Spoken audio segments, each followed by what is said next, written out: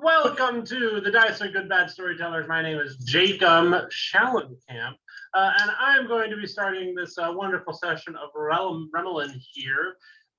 We have Matt playing Kyle, Maddie playing Kubo, and Josh playing Leo.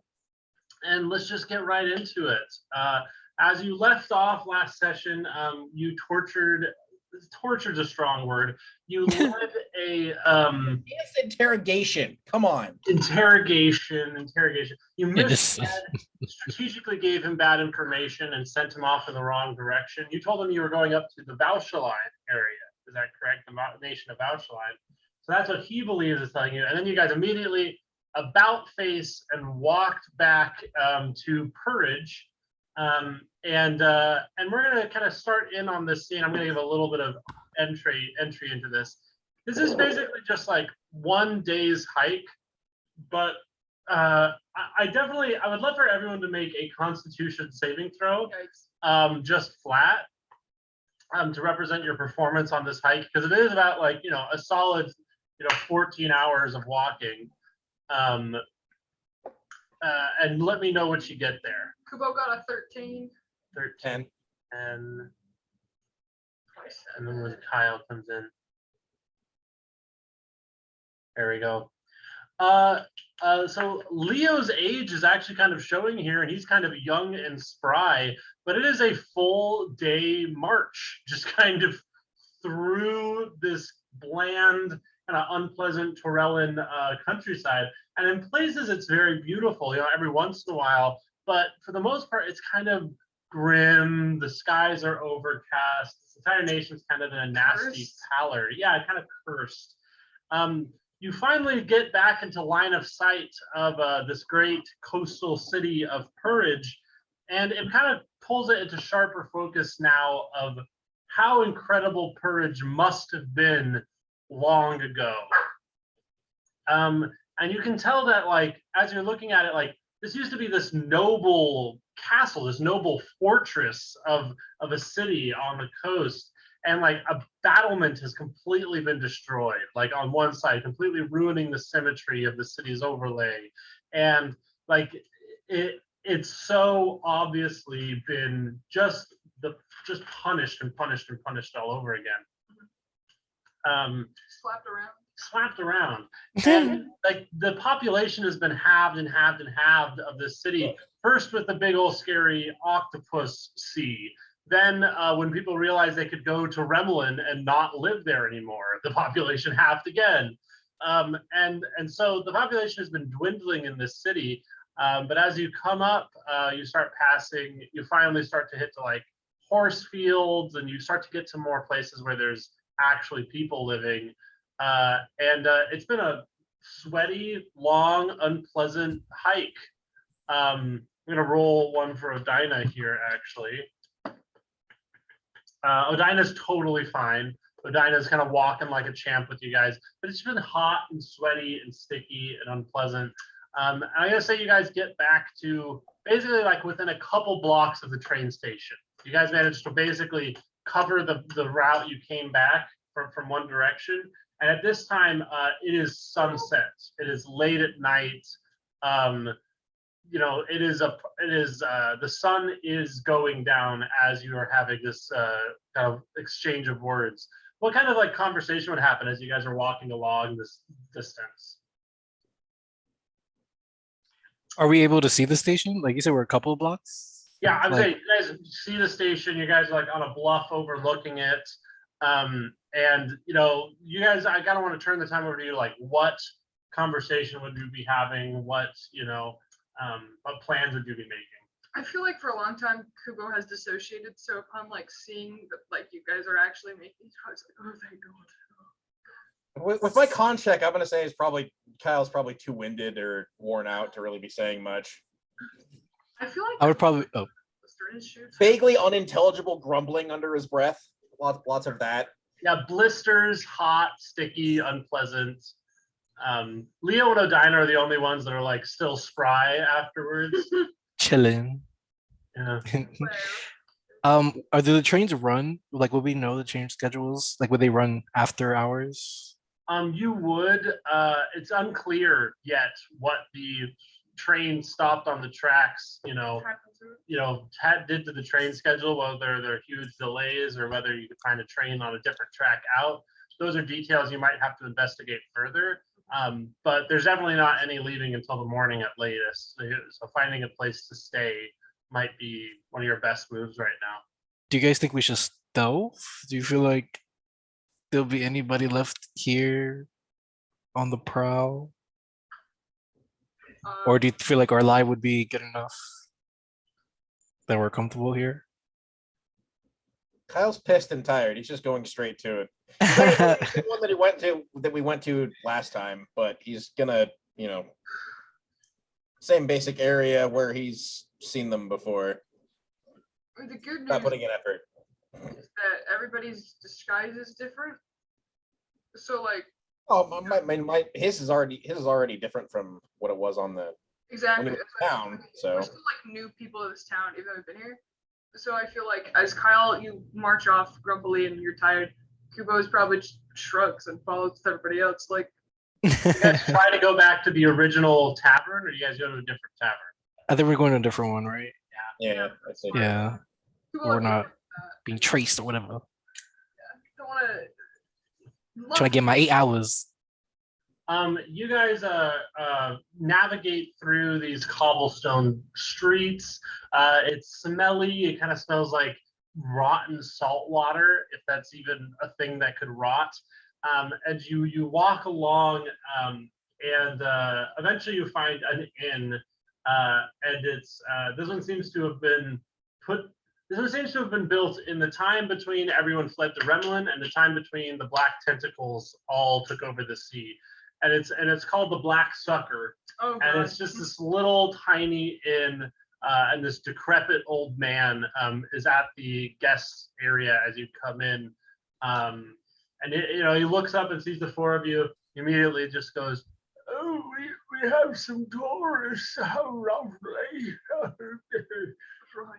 Yes, tourists. Yes, tourists. When I opened my inn, I never thought I'd see so much business. I thought I'd always have full rooms, yet here we are, open rooms. On a festival night, no less. Oh, wonderful. Oh, fabulous. Look at the party. Are you guys cool with Kubo paying for it and you guys just going up to the room or something? Oh yes, I'm definitely okay with that. Something is grumbled non-committally as Kyle goes up to yeah, very good. Kubo just says something unintelligible. Just college passing through a beautiful country. So tired. So want to be drunk. I wish I'd gone to school.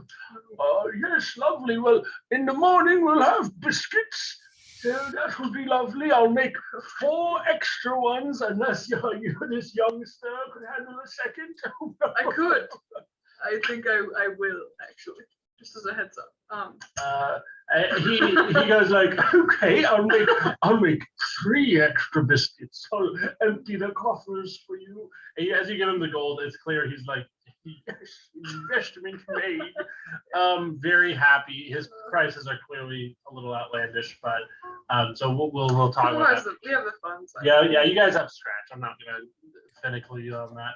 As he's going to bed, he's like, That's good because we have never discussed what the unit of money is. Yeah. "Yeah." Torellans have Torellis. No, just Oh, God, no. Just kidding. Ellens, they all have Ellen DeGeneres' face on them.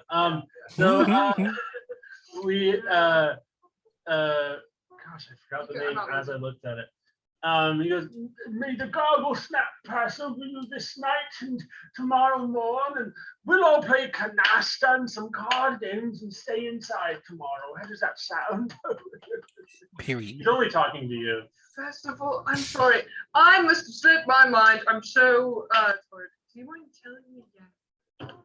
What exactly is this festival? Oh, your college. That's right. I'm not. Town. That's right. So a couple of years ago, the Remalin sent a demon to torture the city, and we just kind of turned it into a festival. So he shows up every year, and if you're out on the streets, he'll straight up murderize you. He'll just flesh the. So it's Halloween! Yay!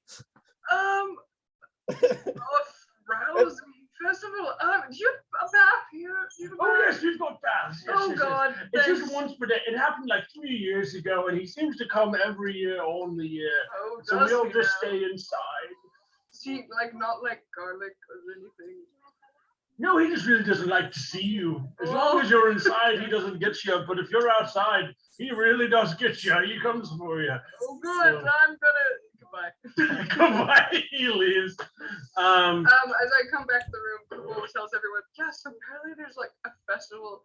Kyle, your ancestors really fucked this place up. This thing called a guard will that. snap. A demon monster will be here tomorrow, and it will kill us if we're out at all until tomorrow.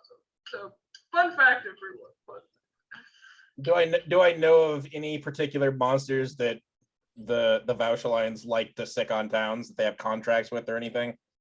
You can roll a history, and then we're gonna have everybody also just roll a straight d20 to kind of represent their dreams for the night. Oh. But 21.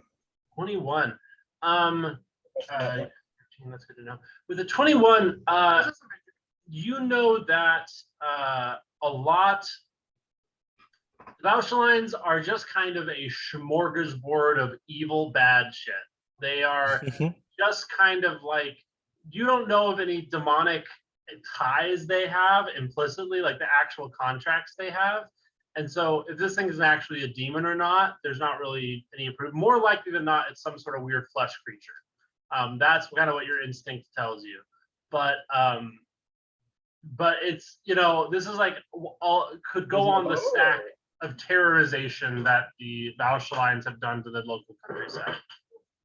Can Kubo take a bath before he goes to bed? Yeah, of course. You would want that desperately. Yeah, with all that water. That's because the water here is great. You should have fun with At that. this point, he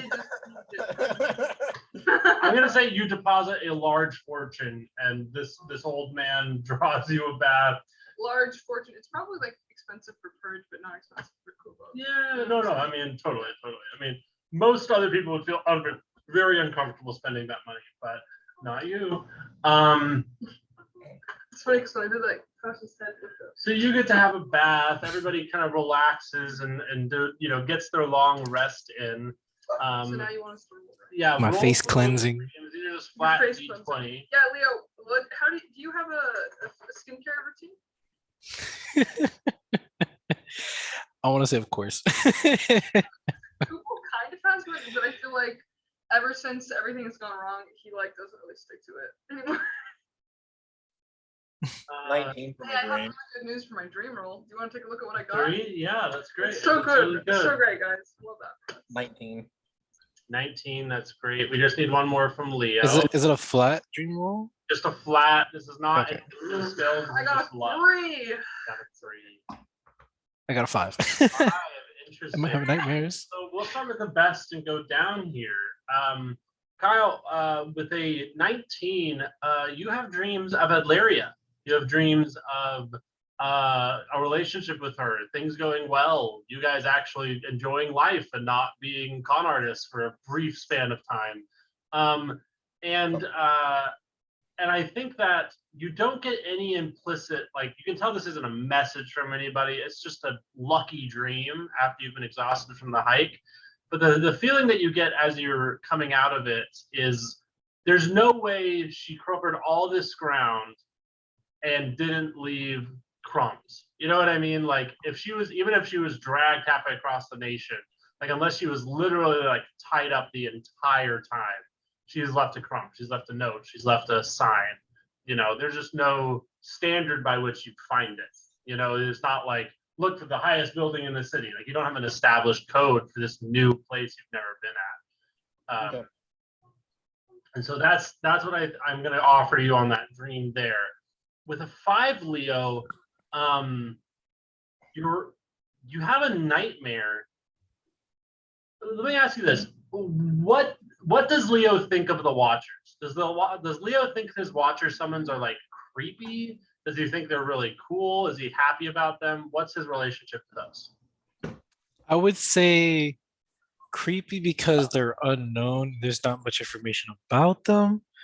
And also that they don't really communicate. And also they're immune to any type of psychic or any mind abilities towards them. So I can never really read their thoughts, read their minds, read anything mental about them. So that's also a red flag. And I don't know. And they're also like really small and cute, which is like, but like for why? But for why? But for why? So in your dream, you see the three that you've summoned, or that the one that you can kind of split into three, and it's this malleable divine entity. And in your dream, you're back at, God damn it, you're back at this courtroom again, and it's damn. You just can't seem to avoid this place. It seems where you're going, but this time the Watcher leads you out of that room. And as you walk out of this room, when you normally expect to go into the next courtroom, because this is just endless courtrooms, you instead fall. But as you're falling, you see that this courtroom is built on, like, it's this very vague three-dimensional space, and you see this courtroom going up above you, and it's kind of like clip through the ground in a video game. You're just like, and you can see this grand grid explode out beyond you.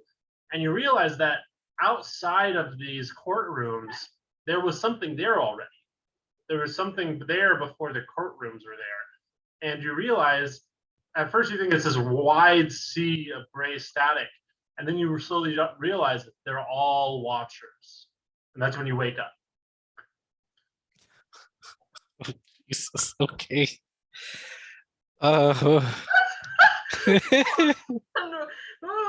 Leo. I'm just in a cold sweat. With the three, this is a nightmare. Do you wake up screaming? What? Leo, do you wake up screaming?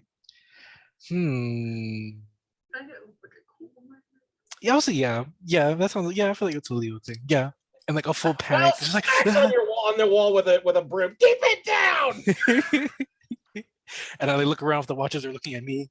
You hear a guy downstairs like, the gargle snap will find us if he's loud. Going on, Kubo, you have a dream, and it's very similar to the ones that you've had, or you've had one like this in the past. And you look down, and rather than your own body, you see mottled green flesh that has been so scarred and damaged that the tattoos are not even visible on it anymore. There are like leather straps wrapped around them. The hands are exposed, but there's like you can't move your own body. It kind of feels like sleep paralysis. But as you're in this dream, I think you've seen this before. You realize that you're seeing Savage's perspective. Right. I'm just like, you see a very haughty, sheer, like the dwarves of Viagran are not like dwarves. Like they are weird, like hairless rat dwarves. Like they have silvery, like pigmentless hair. They have no beards. They don't grow hair normally. They're squat, but they have like no musculature. And you see what you see past Savage's eyes is this argument between this very decadently dressed Iagran dwarf talking to a younger man that you recognize immediately as older than Bavin, and also a woman. Now, this woman you actually never got visual on, but the rest of the party would know that this is Serenity, who has completed her trip. She kind of looks a little ruffled and furious. Seal in there. No, you don't see the seal. As you have that thought, you see Savage's body convulse in the. Sorry. Where's the seal?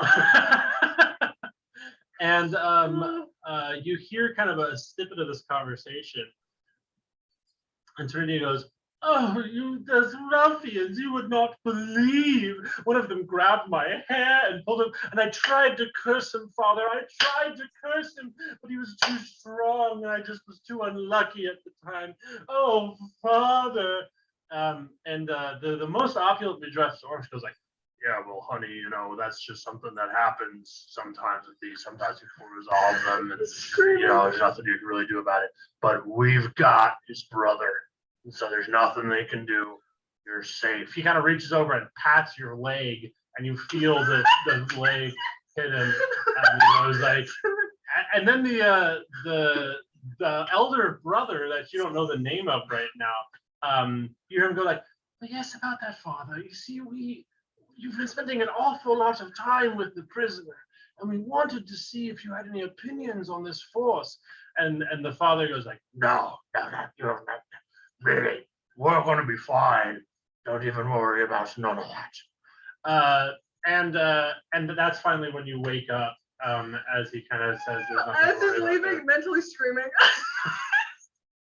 And going, I'm sorry. I'm sorry. Do you wake up screaming too? I think Kubo wakes up. He's in his cold sweat. He's like, ah! Kyle! Some plaster comes off of the wall from where Kyle is bashing in the wall. Okay. Okay, guys. Hi, everyone. So you're Oh all, my god. you're all in the next day here, and you look out over the blinds. There is not a soul on the street of the city. There is not anybody, and suddenly, with such a low population of the city, all those people at the train station kind of make more sense now, because it seems like there are a lot of people that either just didn't want to be stuck in their homes all day for this event, or were just leaving before that happened.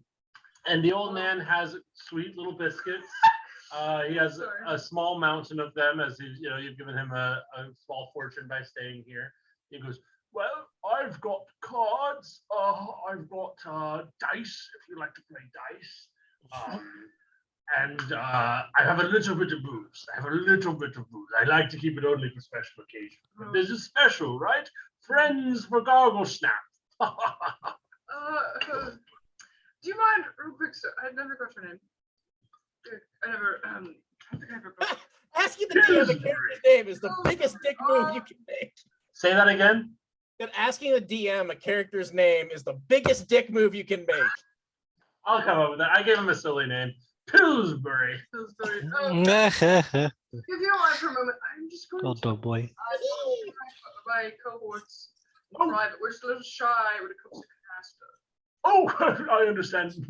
My wife, bless her, so she loved Canasta and hated to talk strategy with me. She liked to keep a competitive edge. So okay. just let me know when you're ready. I'll have the cards warm. Oh, great. He walks out. So, guys, how was everyone's night? How was everyone's dreams? It shambles. Well, but my sleep was good when I had it, but you guys kept waking me up. Well, Kyle. Sorry. Do I know you're right? Actually, I had really good dreams. Yeah, I think Llewellyn's doing okay. I mean, I don't know if that's any indication. I didn't get a dream of her. Okay. Well, I was in Savage's body again, and so I'm assuming Serenity. She was pretty pissed. She was talking. You grabbed her hair, Kyle. Anyways, she told them they know we're coming. It was just. I just had an uncomfortable time. I don't know, but at least we were ahead of that, I guess.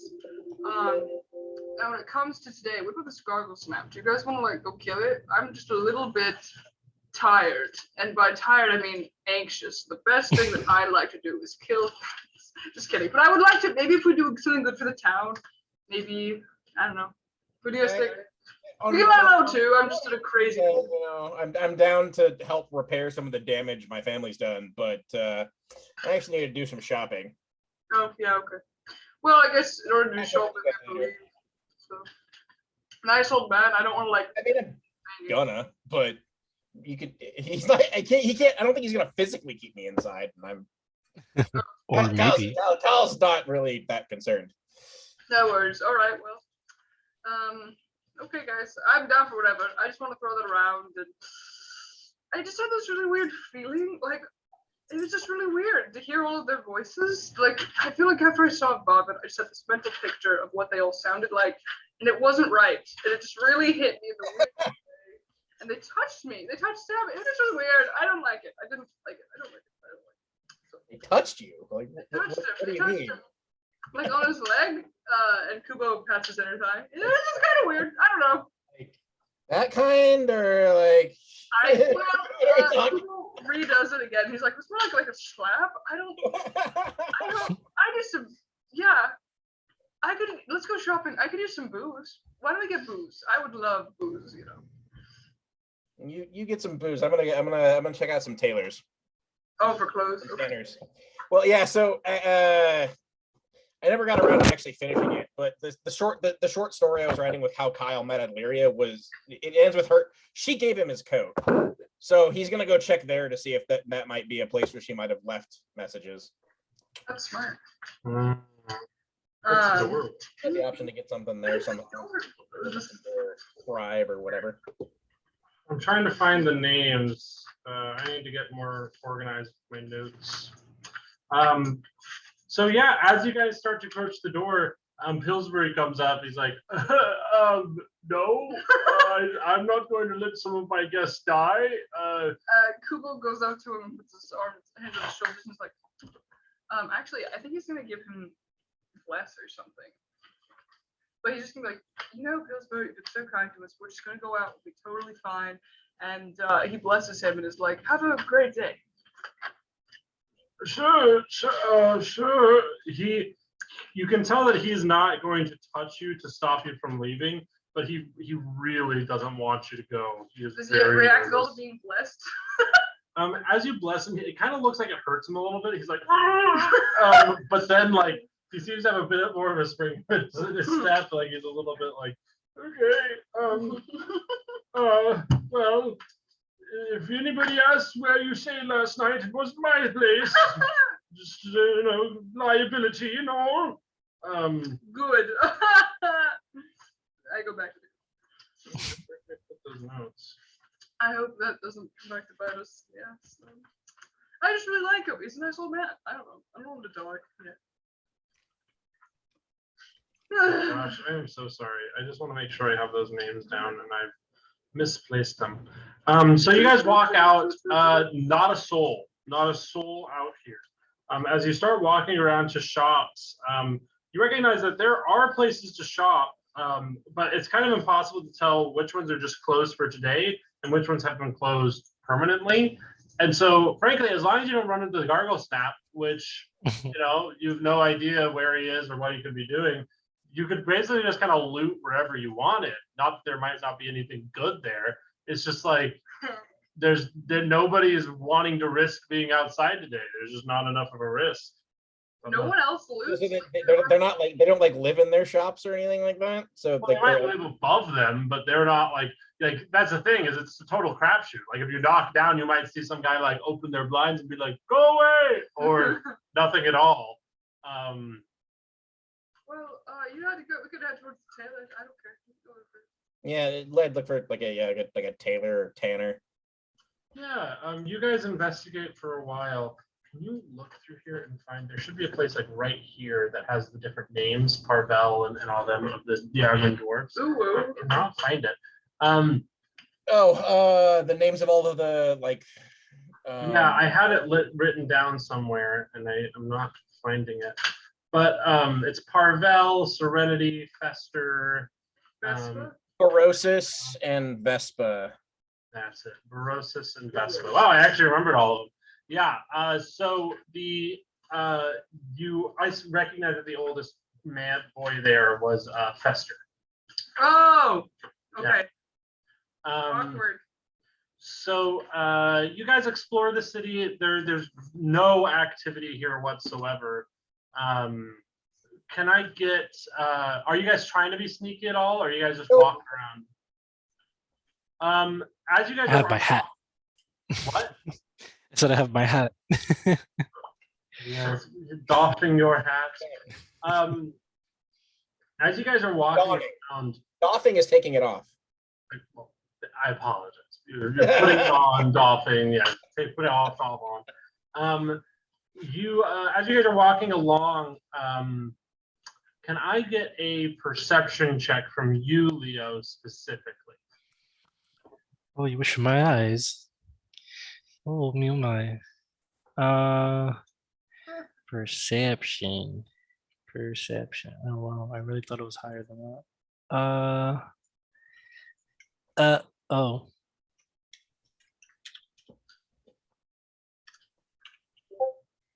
I think I messed up. Yep. Are we all supposed to roll our perception? No, this is just for Leo. Oh, it's a 6. As you guys are walking about,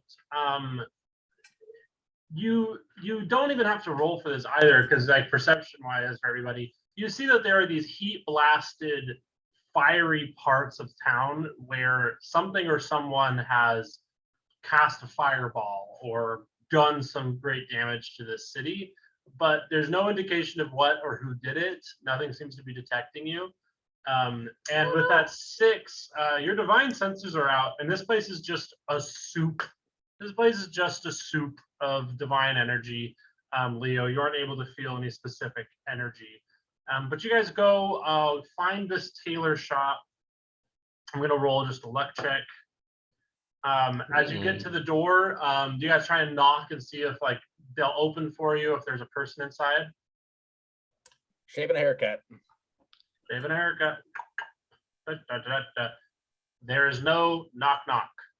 It seems like this is completely abandoned.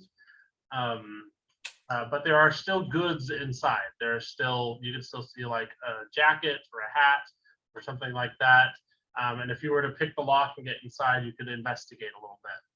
Yeah, I would do that. Yep, give me a sleight of hand. Pop in. Pretty easy check.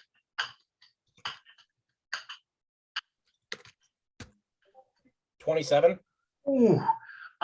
So you start with the main lock and like the main door lock, easy done. You try to open it and you realize that there are like 7 other locks above, and you go like, you can just like you start popping them out and getting them all undone. And even though this is an extremely, paranoid person's door, with a practiced hand, you're able to undo all of these like complicated indoor padlocks. You snap a chain, you like break a chain too, and the door opens, and you're able to get inside. It is cozy, nice little shop. You're going to be investigating in here, is that right? Yeah. And do you have your watchers up, Leo? I would say no, just because of my weird dream. So I feel like it would be uncomfortable for me. Interesting. Okay. The Odina actually pulls your arm and is like, "You mind if we just chat outside for a quick second?" Yes. Yeah. I shut the door behind you guys. You shut the door behind you. In my face. Roll me an investigation, Kyle. You hear like 7 locks clapping as you walk back outside. Oh my gosh. No. Super loud clicking. Evil on Just preemptively. Saw himself. So you guys don't necessarily hear this, but it's not like I'm not gonna make you guys leave the room or like mute or us or whatever, because I think that'd just be bad blood.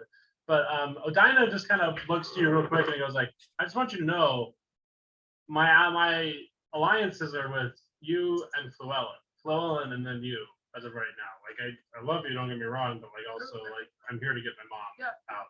So like they're fine, and I'm fine with them doing what they're here to do and killing the Farah family. But I just want you to know, my alliances are with you and them first and foremost, and only." Oh yeah. Are we? Did anything else happen in your dream last night? Like, are you okay? No, I'm okay. It just tensions, and Oh. I mean, Sorry. What's that? Do you want me to roll insight? Yeah, you can roll a quick insight.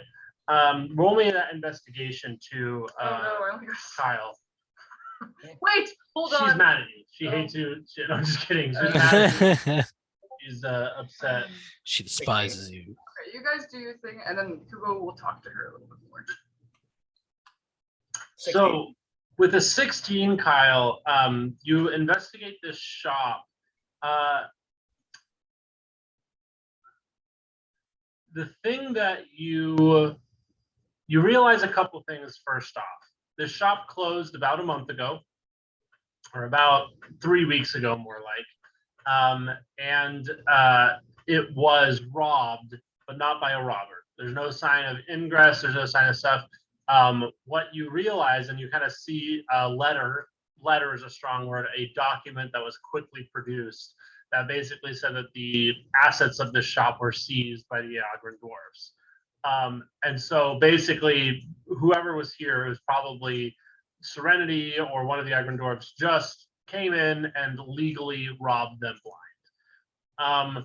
With a 16, you would think like, well, even if Adleria was here and she wasn't able to escape and she wasn't like all tied up and stuff, she wouldn't be able to leave like a really obvious sign, you know, like she wouldn't be able to like set up a thing.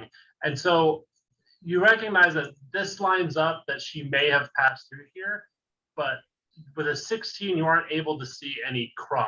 You aren't able to see anything that she may have left behind. Sorry. That doesn't mean it's not here, but it also doesn't mean that it would give you any more information than this document did. That the Iagran dwarves were here 3 weeks ago and shut this place down by robbing them of whatever assets they had.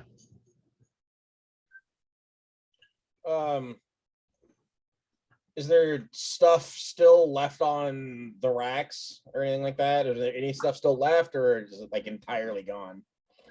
There is stuff still left, but it is the slim pickings. It is an abandoned footlocker. That is the energy you get here. Okay, so I mean, in that case, there's probably nothing that that would be like Adleria's taste, but he would look and see if there was anything that, you know, would be kind of what he would normally wear. Yeah. So give me another investigation. I'll Let's do this with advantage because I think that this fits really well, or like this situation. 9. It's a 9, rough. Wait, but you got advantage.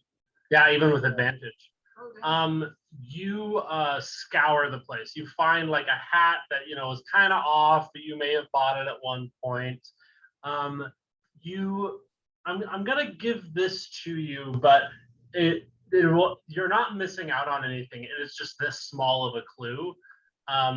You see that there is a button that has landed at the foot of a coat rack, you know, that had the hat that you would have liked.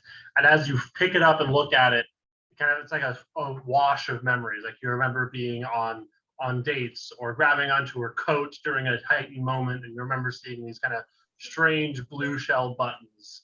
And you recognize that it was a button from her coat that she may have taken off and dropped.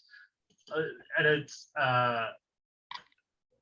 it's one of those things, you can't be sure if it was an accident, you can't be sure if it wasn't, but it was left under a hat you'd like. And there are a lot of correlations here. So at least we know that they were doing stuff. Oh yeah, Kubo outside. I think Kubo is gonna. Okay, you know, this is a really sucky time. I just wanted to say right now, real quick, I'm really sorry if I haven't been there for you as much as you might need me to or stuff. I want to do better about that. I mean, just because we're busy and stuff.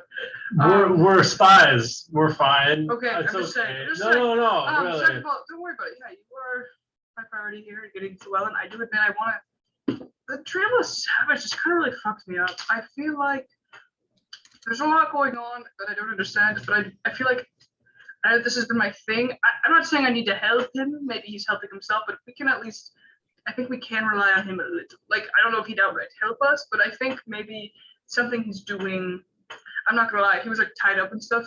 Maybe somehow it's helping Fluel and Nedlaria not get tortured because of something he knows. I don't know. They know I'm here. They were like his brother, but maybe that's good news as we go forward, at least knowing that. I'm gonna pitch that we take the river to the Iagran Mountain now, because that will be a slightly different route. I can pull the boat more easily as a dragon. I know that it's something that I can do without being too unreasonable. But I think other people have other ideas, and we'll figure it out. You know what? I know that Chris but that sounds like a good idea. I don't think they'll hate it. I'm gonna give you guys one more perception check here, as something has been sneaking up on you a little bit. Oh no.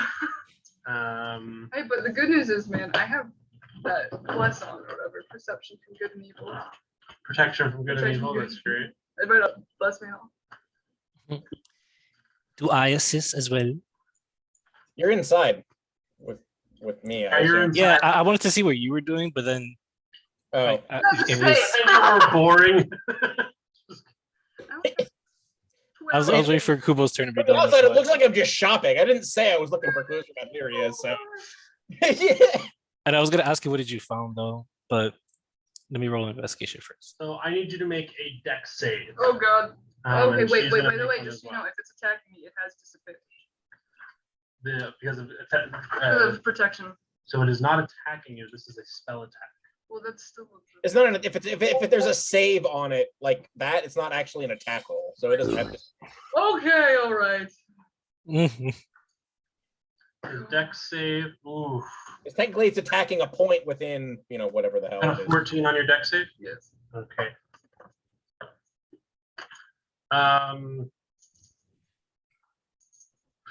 So suddenly, Suddenly. Dinah's face contorts, oh, and you see an explosion of fire at her back.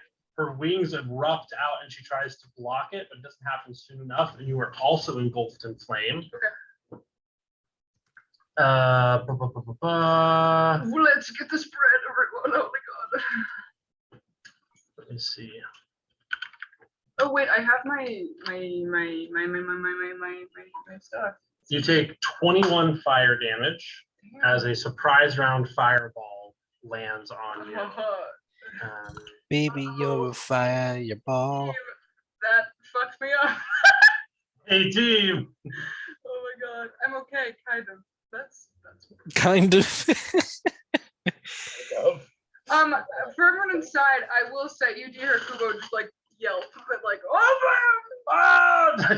How many rooms are you from us? We're Are you You like, guys are just like, door. yeah, you're like literally on the Oh. other side of a door.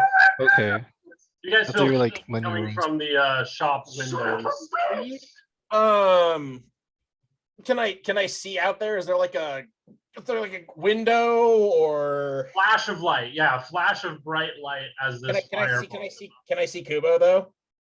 I think I'll say you did see Kubo as he was talking, and then you saw this, and now there's just smoke outside the window. Just hear him yelling, cursing. Yeah. So let's roll initiative now that we're through that surprise round, and it involved only who it involved. Say fuck. But I'm scarred. I guess it's only fair. After I scarred them. What is my initiative? Oh. God damn it! Catching on the back foot. 6. Admittedly, he was probably pretty deep in like reverie there, so fine. I think Kyle goes first because he has dexterity over me. You're kidding, right? I got a nat 1. Are you not looking? No, but you got. But wait, Oh, but- the 6. Oh, the 6. No, actually, it's the other way around. It's whoever has the highest base roll wins I time. didn't do it. That's right. I'm not. What? I thought it was dexterity. Nope. Rip. Well, that just means I'm faster than Kyle. Okay, Shake my so weave. that was at 18 I'm preoccupied, okay? I can't hear you over the speed force. over the speed force. Is that what you just said? You want to see Speed Force? I'll show you. No, my movement's only 30. Wait. I Okay, got so sandals. Kubo, you get to go first here. As the fire finally settles, you see this like strange, malformed, hunched back creature that is a demon. It is a demon. You immediately Gross. recognize that this is some sort of demon that's been pulled up, but it is like Gross. half summoned. And you see that one of its arms ends in this strange hook on an end. It's got like its lips pulled up the so it Ashley exposes his flash. gums. Gross. Very much, yeah, The yeah. It's got like Ashley- iron bands holding its chest in place. And it's holding out his hand, but would normally be holding a mace and instead holding like a switch. And he's like this. I think Kubo's just like, oh, you mother. And you get to go Shoot! first. What? God! I think he channels divinity, and then I'm just gonna attack this son of a bitch. So I'm gonna do sacred weapon because I still want. Let's see if he can Channel the holy light. hit. Let's see. So The first one to hit is a 22. Does that hit? That definitely hits. And does a 13 hit? It does not. That's okay. So the first one will hit, and then how about? Hold on, I have to add in. And you guys all have magical weapons. Her weapons are magical like 12 times over, I think. Right Yeah. now. So I actually get what's 9 plus 4? 13. Right? 13 damage. 21. Not a ton. 21, but it's something. What are you drinking? Water. Drinking something known as 14 damage. 14. Something known as Water. I don't know. I'm sorry. I've been watching Schitt's Creek again. Sorry, let's not get into that. Oh god, I love Schitt's Creek. So moving on, that is going to be the Gargle Snap's turn. Ew, its name is gross too. It goes like, and it was just outside of 30 feet. As it comes in, you feel this like intense demonic aura kind of wave over you. Well, I have my channel divinity on, so just- whatever. And he's just like bulks in, runs as fast as he could. His like wings are going, giving him a little bit more speed as he approaches, and he's just going to let loose on Odina, who is the closest person. Rude. Um, You leave her alone.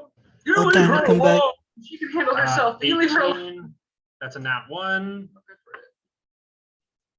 That is a 21. Ooh.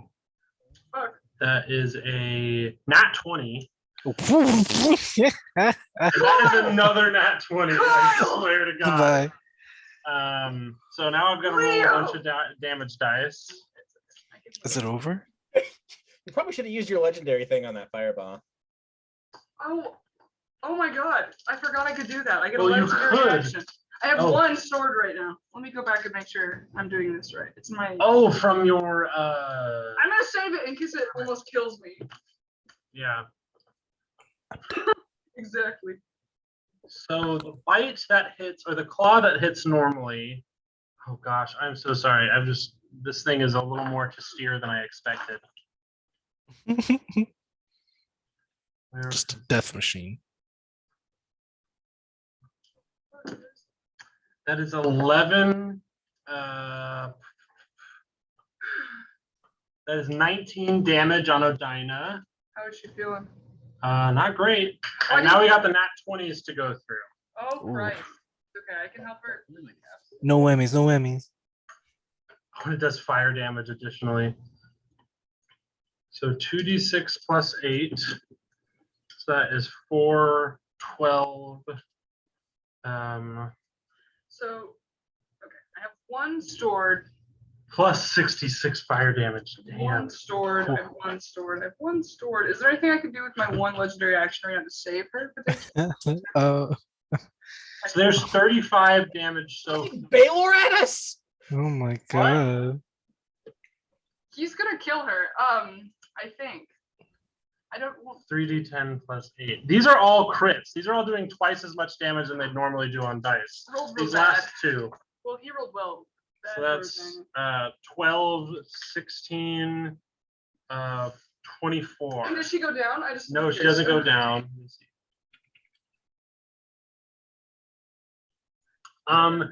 It's graphic. It's very unpleasant. This thing grabs onto her wings, just claws down her back, pulls out its like hooky mace hand with like the switch, slashes that across of her, and there's this additional explosion of magic. It's kind of like a firecracker whip. It like, shoots off sparks afterwards. And then its tail goes and shoots into her neck as she's transforming. And so like she's right in front of you and can see this all happening as she's just getting like bore into. She has big old gouts and wounds on her. And she is snarling, half transformed into a dragon. She's going to immediately turn around and use her poison breath on it. And that's a DC 14 Constitution. I believe it makes it. It does. So it takes half of this. Can I give her like a help action? Not on this one. There's no attack roll, so It I know. takes 66 poison damage. a demon that's not a okay. Well, no, you're right. Actually, it is immune. So she reflexively goes to breathe poison on it, and there's no effect. The demon breathes it in, and it looks as if it's taken a whiff of home cooking. Tastes like spaghetti. Cookies. Moving on, An open house. that was a Expired Dinah's spaghetti. turn. She's not going to move to avoid provoking attacks of opportunity. That's to Leo. 'Tis I, Leo, watching this through a window or Mhm. through the doorway. Oh, it's Leo.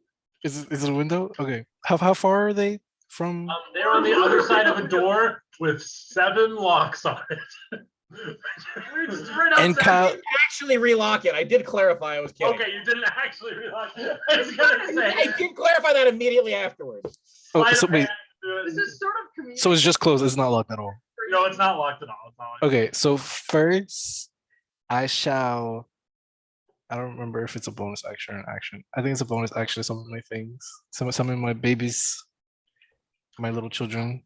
Hold on, let me double check. Watchers, silent, bug-eyed, rise out of nothingness and fly about you. Yes. Ooh. Uh, For girls, or- how's Odina looking? Real bad, real bad. Oh, like She- real bad. big old Okay. wounds all over her body. I can heal her, but I also want to kill the thing. And she I'll take care of her. I'm gonna run to the door and open it, and then send one of my watchers. Yeah, one of them. I'm gonna want one of them flying straight to Odina, and does Kubo look hurt?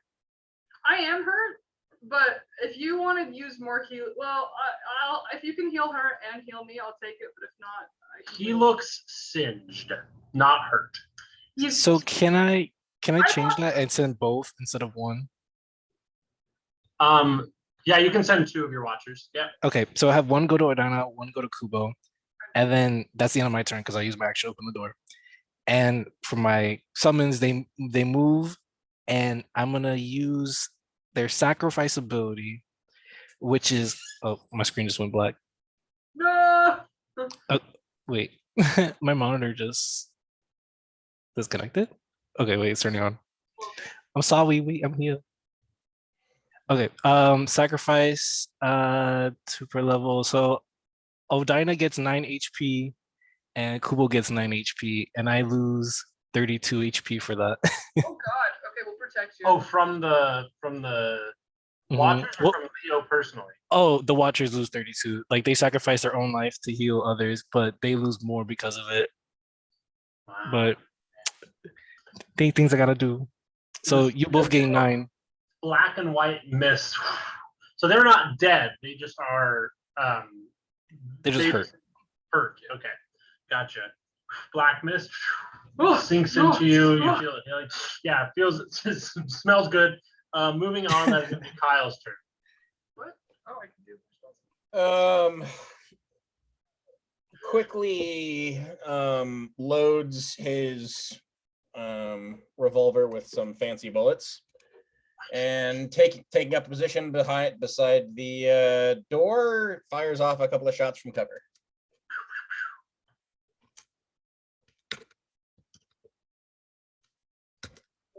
Oh God! From where could it? What are those popping sounds? Fast spell stops. Fast spell Pop, stops. pop, pop. Is that the battle cast? Sorry. 22 and 14. 22 will hit. Okay. Be its ass. There's also going to be. All right.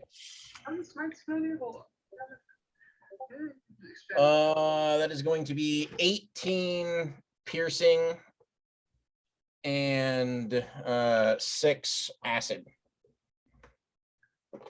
Okay, acid does not get resistance. That's good. 18 piercing and what acid? 6. 6. Okay.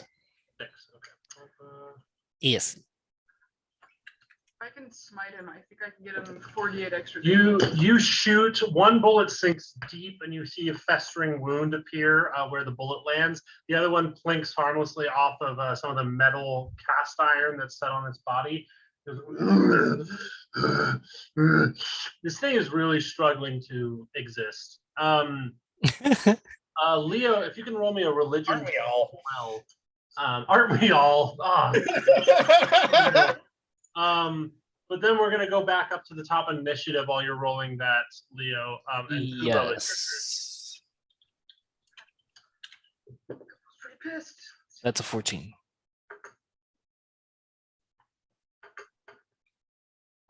25 hit. 25 definitely Well, hits. 18. An 18 also hits. Okay, good. I'm gonna hit both of these, and I'm gonna also do some smites. Do some divine smites, lay him down. Okay, so the normal damage is 14, and now I'm gonna do 48 for smites because I'm using my second spell slot. Oh wait, sorry, I have to add. Okay, wait. So 14 plus I'm using sacred weapon. 14 plus 2, so that's 16 damage, and now this is my d8s Okay. for divine smite. Okay, Roll a ton of d8s. 16 plus 14 damage. Plus 14 damage. I'm gonna say that just for drama's sake, you interpose yourself in between Odina and this creature, and it's just flurry of blades, like very methodical, hitting, expelling this goopy divine energy onto it. You see it hit. This creature is it doesn't seem to be extra hurt by the radiant damage. But it lands, it strikes true. There's no reduction in the damage that you're doing. This thing is starting to look a little muffed up. I think I can do one divine smite, one more. And there's around here where you see that like a couple eyes start peering out from in between, like slats and wood. There's not a lot of people in this town, but you can tell that there's like a curiosity, and people are looking out from their little hideaways. Moving on, that is going to be back to the gargle snap that is going to unload on you, but it sees these watchers come up, and it is going to cast a fireball on top of you, Odina, and the watchers. The watchers are also going to need to make, the two watchers you sent out are also going to need to make deck saves. Okay, hold on. Oh, they better survive. Oh, that's not okay. That's not, maybe they'll live. Is the journey 20? A 20 will pass. 30. Gonna roll for Odina. She got an 11 plus. Kubo's just filled with rage, I think. I think that's what's happening. One of them got an 18 and a 9. And a 9. One of them got an 18, and the other one got what? A 9. Okay, so if you pass, you take. Let me see. It's rounded up, right? On the half damage, or it's rounded down? Rounded down, I'd say. It's up. Yeah, I think it's rounded up. Okay. So that'd be 12 damage if you pass, 23 damage if you didn't pass. Because otherwise you get down to 0 by getting half and stuff like that, and you can't do that.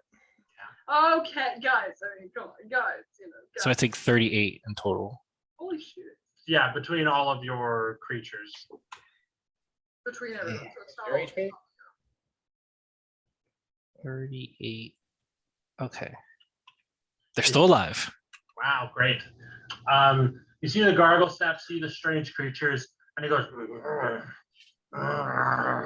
he doesn't like it. Yeah, you're great. Feral. You, Leo, with that religion check, let me see what you got there. 14. Made my brain work. Yeah. As you look at this thing, you study demonic creatures and the contracts that you're with. This thing doesn't have a contract. This is literally just a pit fiend that was up here organically or tempted to the surface, and then the Vaushalines just beat the shit out of and wrapped in iron and seemed to have some put him nearby the town with some sort of enchantment that lets him out once a year. This thing is not a happy demon. It is not here for a purpose or have a goal with anything. It's just a tortured, demonic, hellish entity. Well, I mean, it's a pit fiend, so it's actually a devil anyway. Oh, so we gotta go. We gotta go. You know go. that, Leo, and you would correct God for saying. Love that for the pin fiends. Love that for him. Not But yeah, Wait, is this my turn or is this something you're just I just figuring out? yeah, this is just what you're detecting as you look at this thing. This thing Mhm. is not. This seems like kind of pathetic spell work because it's not spell work. This is not a contract. This is bullying. This is a tortured creature that killing would be a leniency, sending it back to hell. Let's send it back to hell, guys. Easily. Wait, so it is my turn right now? Or- It's actually Odina's turn. Oh, okay. Is But frustrated. noted, I'll remember that. Not doing stuff. She is looking real messed up. She's going to come next to Kubo and try and land some hits. Gonna do these real fast. Can I have something as like a paladin that protects people? Nat 1, 11, and then she gets one more. That one will actually hit, and that is 2d6 slashing. 7, 11.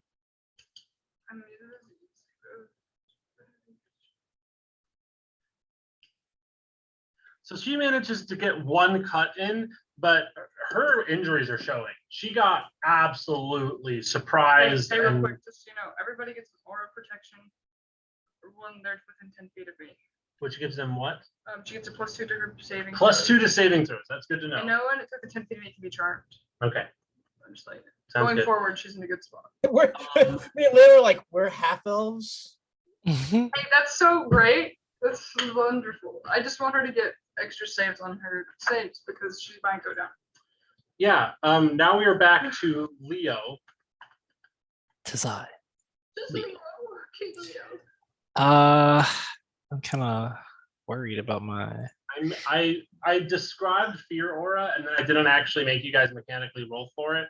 So starting this next round of initiative, we're going to start rolling for fear aura if you're nearby it. I think you Say less. You're immune to I'm being immune to frightened. it. Yeah.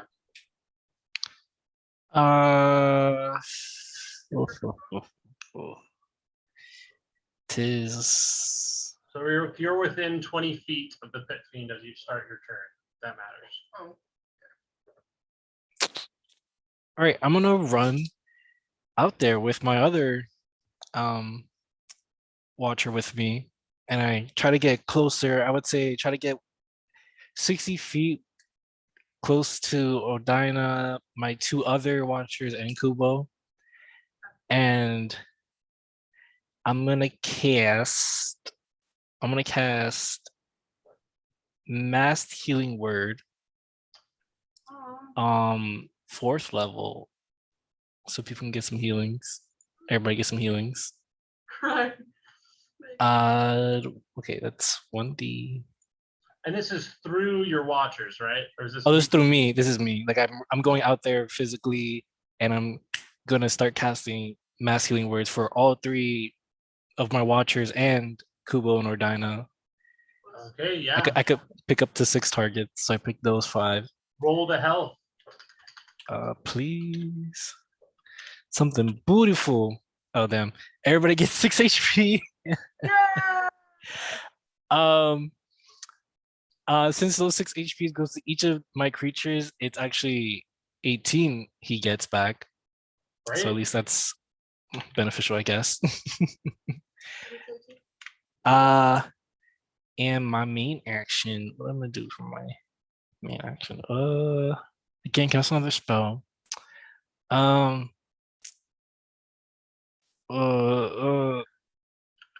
have my turn, I guess. Are you I don't know what to do. You can cast a cantrip still. I thought I can't cast anything. I think. If you can do as long as one has to be a cantrip. Oh. Well, I don't have any cantrips to use with this. Oh, there you go. Okay, I have my turn. That was good enough. Throw a Oh, grenade! and my summons. Wait, I forgot about my summons. I'm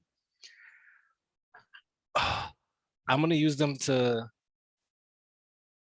Yeah, I'm gonna continue healing Ordina and Kubo. Kubo, how are you looking? Are you looking like okay-ish now, or? I have a 58 out of 76. And how's Odina? Odina's still like Odina is 30 out of 136. She's bad. Holy She's cow. bad. Yeah, so I'm gonna give 2 of my watchers their life force to her. So she gains 18 and I lose 36. And Well, this is shaping up to be quite the fun. I know. And my third watcher is gonna cast Blur there. That's the best thing I could do. Blur is I'll look it up. they any creature that has attack against them is at a disadvantage On unless they have casting it. my the pets are casting it. Sounds good. Okay, so that done. We're back to Kyle now. Whew.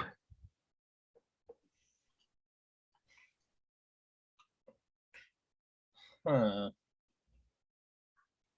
I know, right? It got really hard. No, not that. I'm trying to.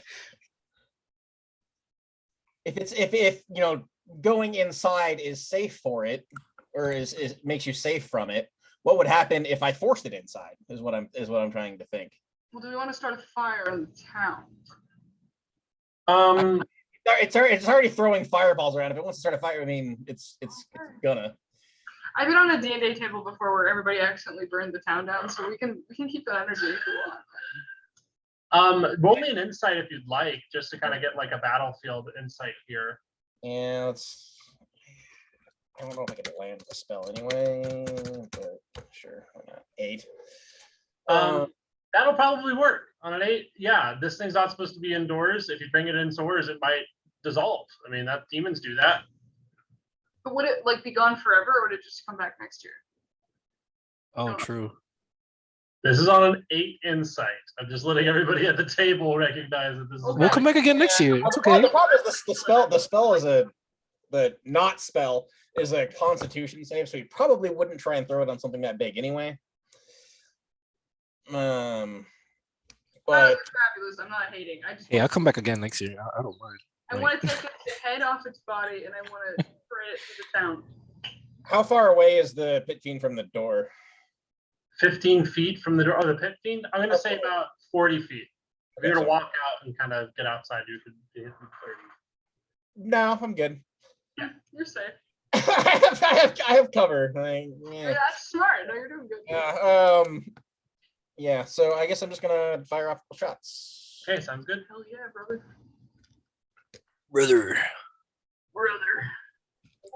Brother. 16 and 20. The 20 hits. Brother got a 20. Brother got a 20. That was funny. Brother, kill it now before we die. brother. Please. Please, as we're all crying. If damage differentiation doesn't matter, it is a total of 28. Ooh. And, the acid seems to mark a vulnerable spot in the armor. Kubo, you have advantage on your next attack on it. You're the best, dude. That's fantastic. Yeah. This is why we have Kyle. Okay. No. Another hits it. There is a series of glyphs along its metal bodice light up red, and it shoves one of its hands out in your direction. A wall of fire erupts along the front of the shop, and it's opaque, so you still have line of sight, but you do need to make a dex save. Leo and Kyle, I need you to make dex saves against this wall of fire. And Kubo yells at it, you cheating fuck. And the watcher that's with you, Kyle, also needs, or Leo also needs to make a dex save. Ooh. Within 10 feet of me, you guys get +2 to your saves. Are they within 10 feet? Or not. If the thing was 40 feet away, then. I Yeah. know. You said we get +2 in our save? No, we're not close enough. Well, Oh. I'm not. Oh, I am. Yeah. Okay. So my watcher is on that. Okay, wait. I have to- I got a 22 on it anyway, so. 22, that's great. So you take half damage of 21, so that's 11. So we get +2 on our dex save. Can I help Leo by Well, since shouting? I took the damage, This it's is a- actually rounded down. These are the Oh, watchers. interesting. Could I help Leo by shouting like look out or something? Give him advantage or something? No, No. unfortunately, no. You know. Trying. Listen, She is bro. screwed. Oh no. Okay, so the Watchers got 14, 15, and 10, and then I got an 8. Although, So, all the watchers don't take it. Only the one that's next to you. The ones that are with Kyle Oh, don't have to take it this time. I don't We're know. down. Should, All of should I those just fail. reroll? So both of you take the full 21 damage. Damn.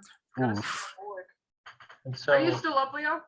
that attack, How much was it? You said 21? 21 fire damage. Yes, That right I am there- alive, but my Watcher evaporates into the atmosphere. So that means all the watchers are gone, right? Yep. This is pop, pop, pop. Oh, okay, gotcha. So yeah, watchers are gone. Fire erupts, creates a fiery wall on the outside of the place.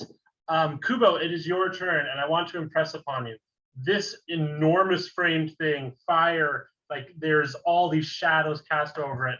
Its eyes fixate directly on you, and without an insight roll, you know this thing is about to unload on you. remember to blind it after it hits you once with the fancy sword. So I get advantage at least on one of these. So I'm gonna actually roll to hit, I think, 3 times. So we'll just see. Let's take the best of them. I got a nat 20, so that'll be one of them. Oh, The yes. other one, which is so I Wait, think I Grant. only have 2 hits. That, and then Take it that's- home, brother. Yeah, Also- brother. So one of these, hold on, I need to take because I have to add. Where's the pen? Where's the pen? Okay, here you go. Here you go. How do I get? I need to use the restroom right now while you do math. Okay, this is Go for it. Where did it go? I didn't get my. Don't forget you get an extra D8 on your divine smite already because of the fact that it's a demon. And then I roll again because I got the nat 20. Please, Christ. Okay, 9. And then, okay, so I add. Okay, so this is actually an 11 and 11 because I'm just channeling divine 9. Hold on, give me my phone. And then I'm going to do, I have one last divine smite, I think, technically. Actually, I have 2. I might as well just do them all. Why not, right? Divine smite. Don't forget you get an extra D8 on your thing beyond what normally it would because Fiend. Right. Oh, sweet. Right, 2 of them. 2 of them. Okay, yeah, I have a couple of second level slots, so I do this, and then I go back to my actions. So I have 31 just from hitting. Just from hitting, I get 31 damage, and then we're doing this thing. So I need to read this carefully. So let's see. Divine Smite. It's a fiend, so I get 2d8 plus I'm doing an extra, so I think I get 4d8 again because of him being a fiend.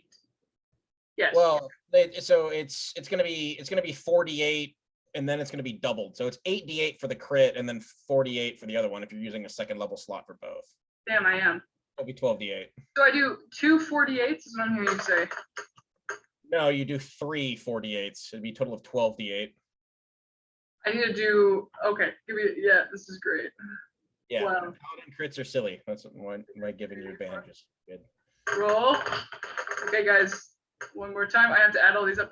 Damn, I think this thing is gonna die. It's safe to say, but we're gonna do one last time because we critted. They helped me do the math, so I have to add it up just so you know. So 20, because these are my divine tonight. So let's see, 31 plus 22 plus 23. That's 20. 96. 96 damage. Yeah, too bad I could have done that earlier, but that's what Kubo does. I think when he sees that anger, he's just pissed from everything. So We live? he snarls and he fucking goes for it. I mean, describe how you would finish this thing.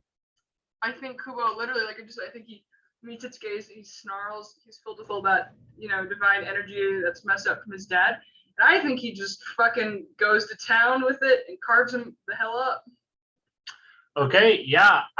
Divine Smites, there is a lot of this blue energy. And this is the first time that it kind of has felt divine in any way.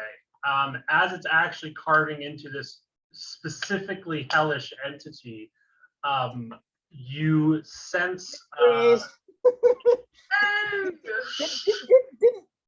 Didn't he smite a bone devil already? he did smite a bone devil, that's right. That So was quirkier too. it's development. We've come such a journey. Okay.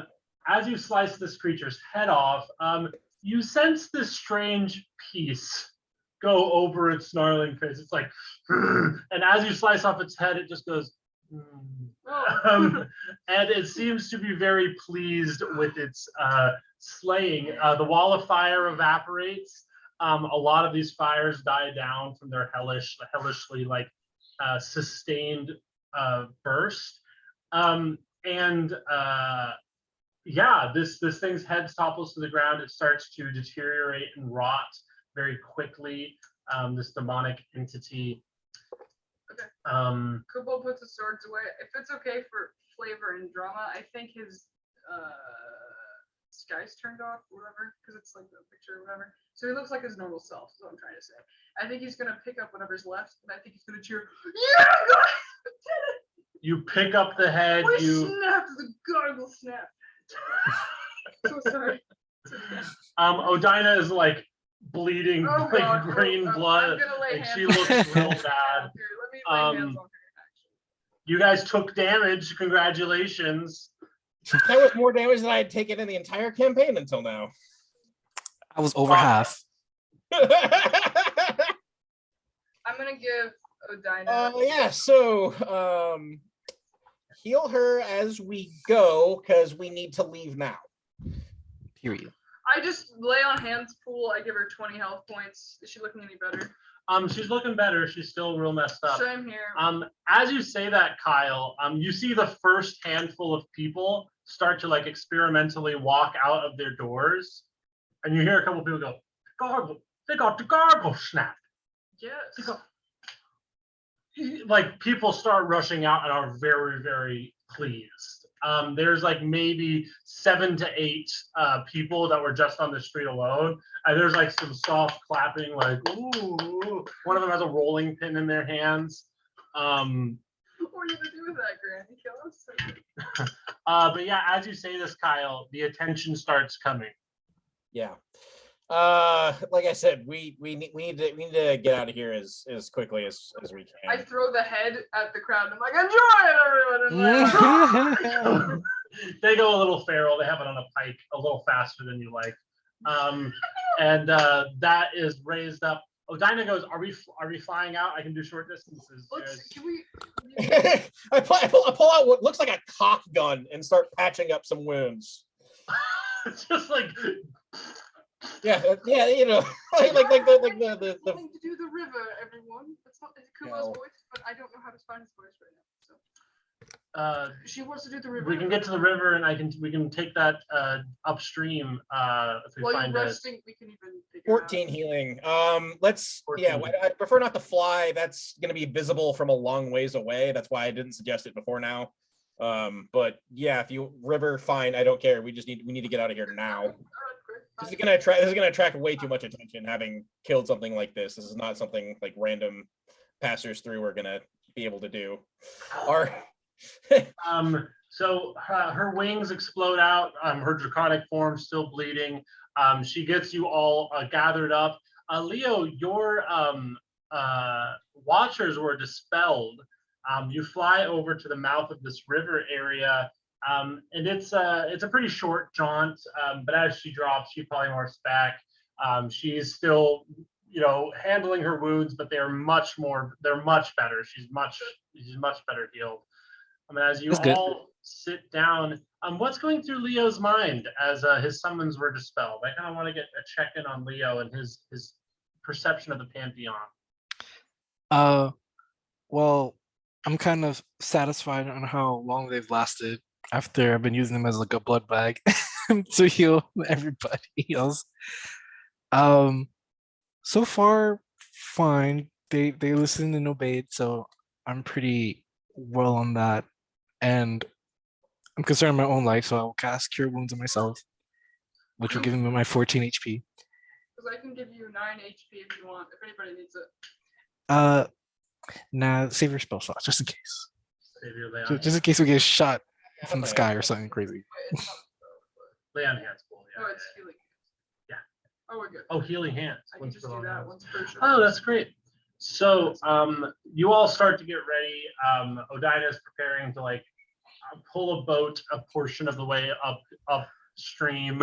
If you guys want to attempt an investigation to try and find a boat that will actually go upstream, some sort of steamboat or something, you can do so. Why shouldn't we all look? Oh God. Okay. I don't help at all.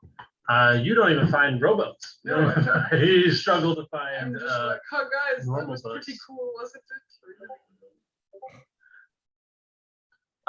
It's funny because you guys left in such a rush, but you can hear jubilation as the fourth and final Gargle Snap day has passed.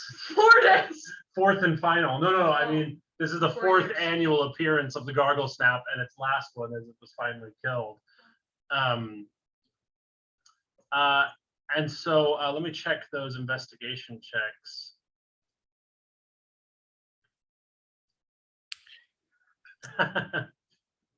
With the power of my eyes. I didn't bother saying it. Can we help each other find something? So yeah, you guys managed to find a boat. I'm gonna say that you guys managed to find like basically a dinghy that is so small that Odina can basically like motorboat it ahead and get it upstream, but you're going against the flow of water. So she's just gonna take you up basically like as far as she can handle, which is only gonna be a couple hundred yards, you know, before she needs to take a rest and get you out of city limits. And so it's kind of like riding on a jet skiff, you know, like a jet on the pool, a boat pulled like you know, boat. And you guys managed to get out of the city without incident. I'm gonna roll some just general checks here. We're gonna be at advantage. Okay. So you guys get up. Odina's exhausted. She polymorphs back into human, lays back, and starts to rest. As you guys Gives all her his coat. Slightly Aw. singed, but it still looks nice. and puts on the coat, gets comfortable, and you are all have some time to regroup and plan here for a little bit. If it's almost night, if we want to take watches, Kubo can take like the first watch or something, so we can all get some sleep in. I'm gonna say it's 1 p.m., 2 p.m. Never It's mind. kind of a fresh Well, why morning. not? But yeah, you offer to take watch while everybody kind of repackages everything. Can I roll perception for something? You'll roll perception. Oh, another gargle snap. I'm just kidding. There's 3. 18. With an 18, this is just the countryside. It's more beautiful than the area you went down before. This route actually goes a little more north, but it doesn't cross anywhere near Vaucheline territory. It's just, you know, at the closest, it's closer than the railway gets. And so this, you know, river it's much more winding. It'll take longer, especially with Odina pulling the boat. And at certain points, it might be better to just, you know, beef it and just walk. You might want to abandon the river at some point too. Immediately overruled. Immediately. But you guys have some time to regroup before you want to travel again here. Does that mean I can roll a long rest? Yeah, if you guys would like to long rest and do some day sleeping, Yeah, you can, but you'll just be sleeping out in nature. Dude, I think just I've done Hope that. for the best. some HD. I don't think we should. I wouldn't want to waste the whole day If Odina will carry me, I'll do it. If not, I guess. unless we're gonna do. You want to do a short rest? Well, I was gonna say we could just start traveling by night and sleeping during the day. Less visual. Right, and we all have dark vision anyway, Yeah, so why not? I mean, and most of the people of this country, I think, do. So it's like. So, yeah, I mean, dark vision still doesn't mean that, you know, you don't have some cover at night. I mean, I fell Right, asleep but- at 1 p.m. I'm sure I'm up still. What curtail the long rest? Yeah, you're totally fine to Okay. be comfortable. I'm up whenever we start. You guys are recovering from your injuries, some severe, some less severe. Odina is using some of the med packs and stuff that you would have received. You guys are all healing up. Yeah, I think that I want to offer this to you kind of as a lore dump a little bit, Leo. But if you could give me either Arcana check or religion check based on what kind of information you want to be brought up here.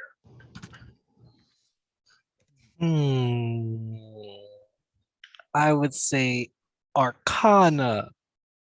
I'm more of a nerd that way. Let's see. Oh, 18. 18, that's good. So with an Arcana check, you can't quite get what the gargle snap was out of your head, because ultimately, you know, churches as well as demonic realms like to paint the heavenly realms and the hellish realms as the arbiters of good and evil. These are the places that decide what is good, what is bad, what soul goes to hell, what soul goes to heaven. That's what they like to project, to kind of suggest to the world. And there have been wars fought over that and all this stuff. But with an Arcana check, that's that high, as you're thinking about it, you recognize that like that pit fiend being summoned there was just kind of the same thing as if like air elemental or a water elemental or a fire elemental was summoned, like just a thing from another plane. And it wasn't like divine, like, because you're used to doing all these divine contracts and all this air quotes legal work, you know, make heavenly and hellish beings be under your purview. But technically speaking, that thing, as well as most demons and you know, angels that are brought to the earth, they aren't really, they're not this divine thing. They're like, and that pit fiend is a perfect example. Like, it was just here. It was just summoned. It wasn't, it didn't have a purpose, and it didn't need one to be here. So with an Arcana check, you kind of get this insight of, well, at the end of the day, magically speaking, although they like to make a big hip hip hurrah about it, heaven and hell is just another plane. Just like the plane of fire, just like the plane of limbo, like, even though they like to talk a big game.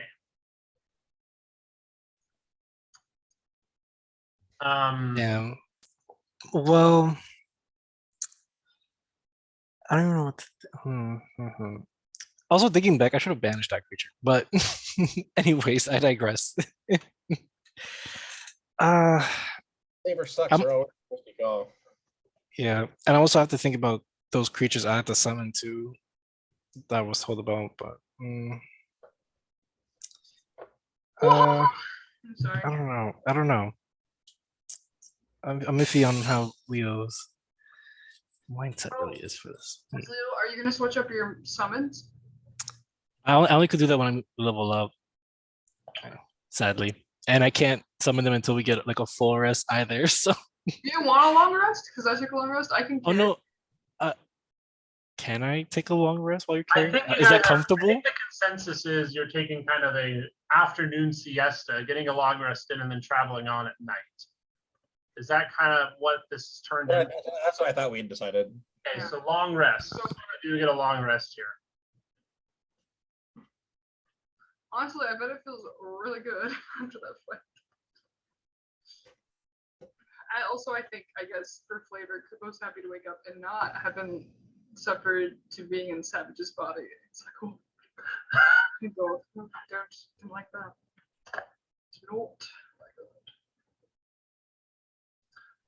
After the encounter with the gargle snap, Odina is much more eager to get moving. Before she was kind of like chill with like, we'll just mosey on along, and now she seems to have a certain anxiety. Like, let's get going. Let's just get there. Okay, so we're confirmed going through the night. Yeah. Okay, all right, that's fine. So I guess When you're I'll take a watching. long rest during the morning and stuff. We'll just have no watchers, so just keep that in Well, mind. the thing is, at night, and like, yeah, sure, like maybe a lot of things here have dark vision, but dark vision still has a very finite range. We have to get within 60 feet of something for it to actually see us. I think we can be safe. We'll be fine. I think it'll be good for sneakiness. You know what I mean? We don't have to Yeah. do it the next day. We could. I really mainly wanted a long rest because I still needed help with health, and there had already been a ton of healing, and I couldn't really help myself. So yeah. So you all have a afternoon siesta. You see, a couple of boats pass here or there, but nothing takes interest at you. The countryside is relatively chill. You don't experience anything in terms of things attacking you, although this place feels oppressive.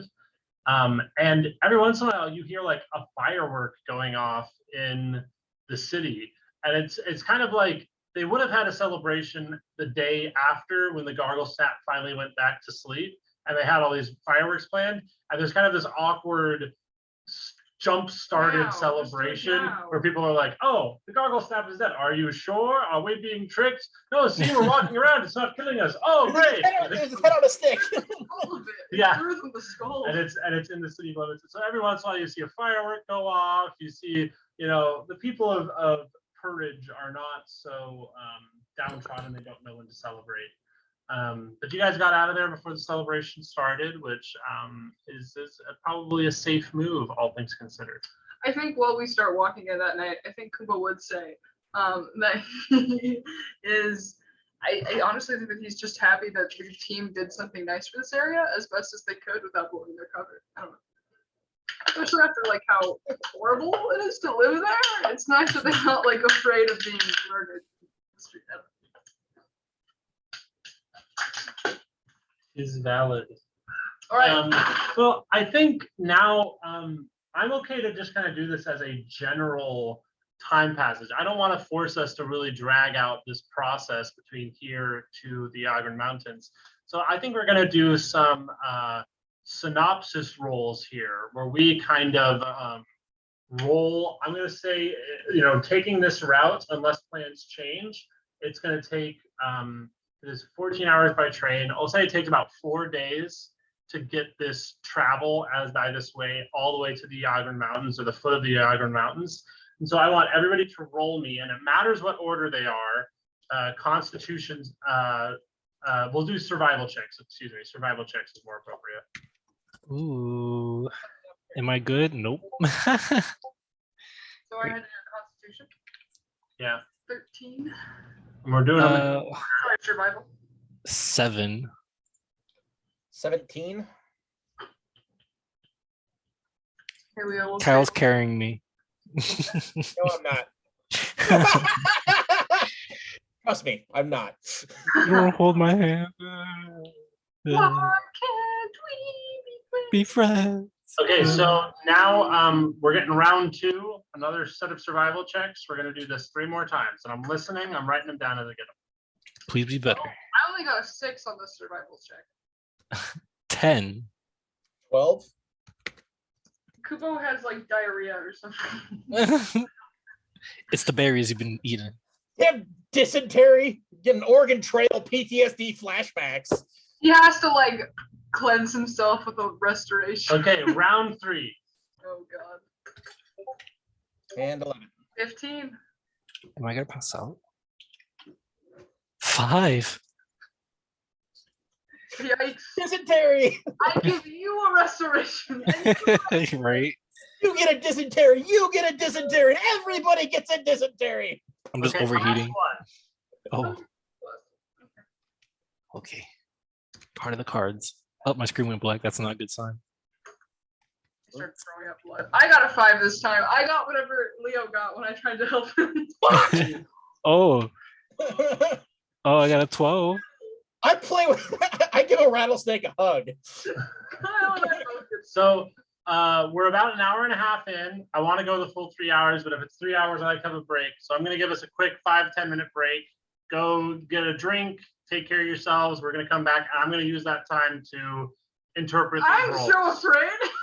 Perfect. My screen went black permanently. So I get to. We're back from break. Welcome back. We got a little dog here. So this journey that spans about 4 days, for lack of a better word, is awful.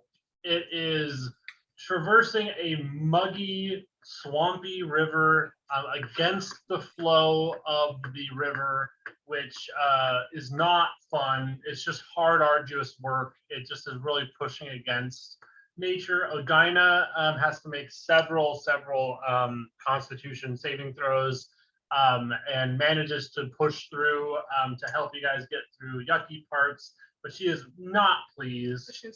Not a happy girl. No, yeah. The first day is when you basically just get past the train, and this river, because you're on a lower point, you actually aren't able to see the train as you pass it, but just kind of looking at signs and kind of knowing your location that you've passed the train.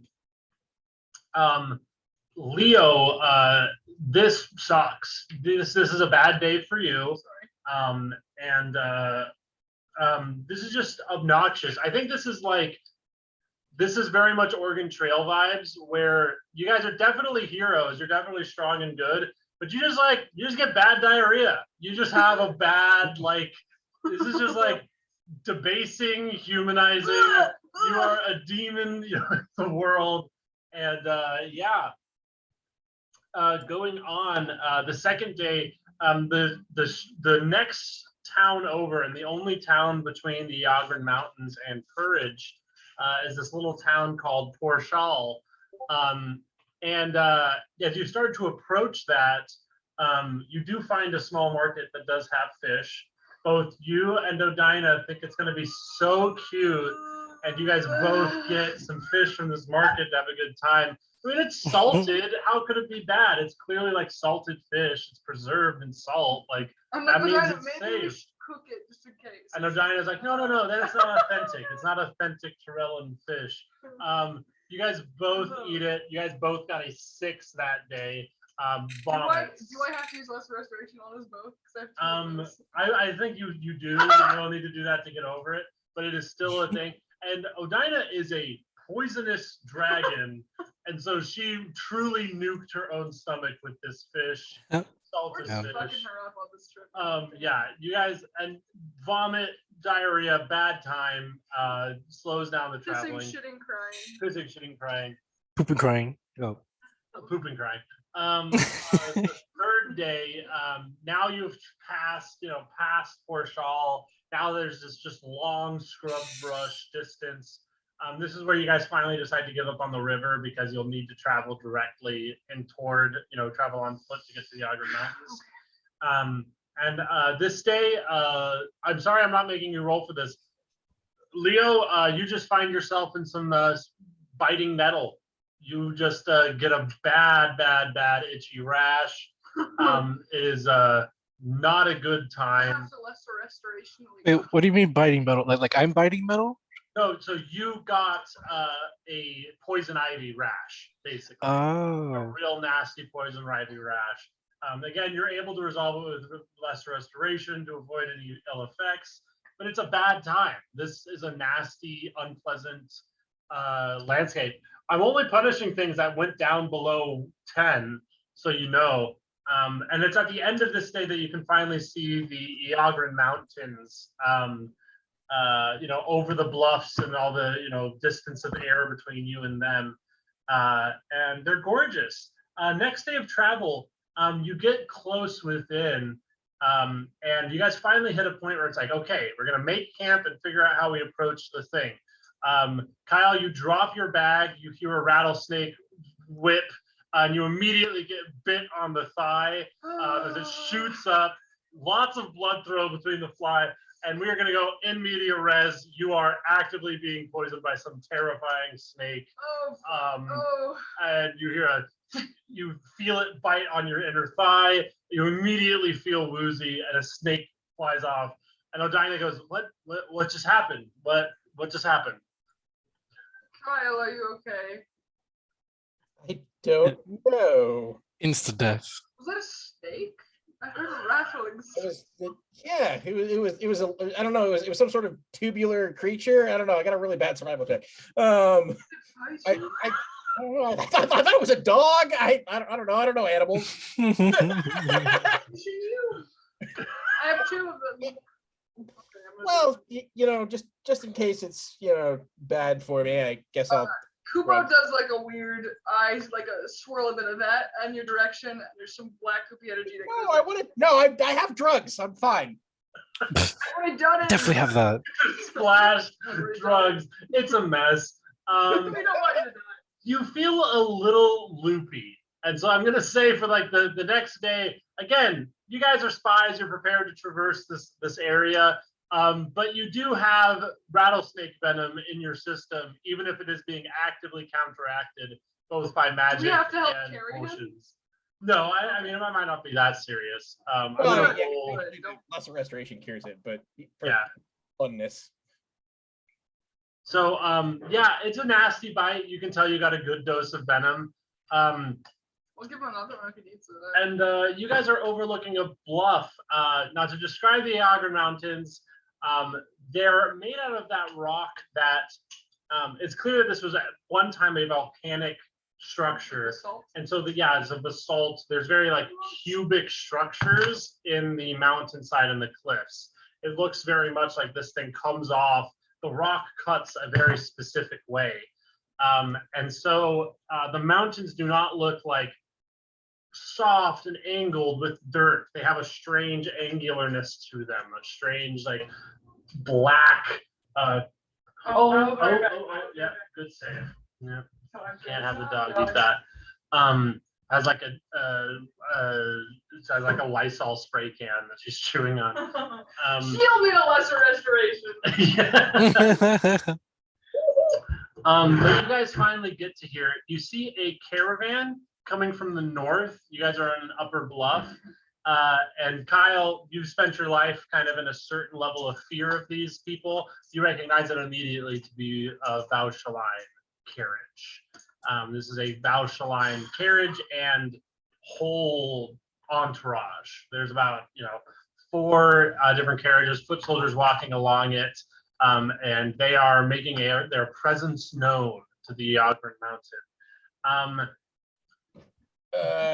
Pull out a spyglass and see if I can notice any specific, I don't know, tabards or crests, anything like that. Yeah, you pull out the coat of arms, the binoculars. You zoom in.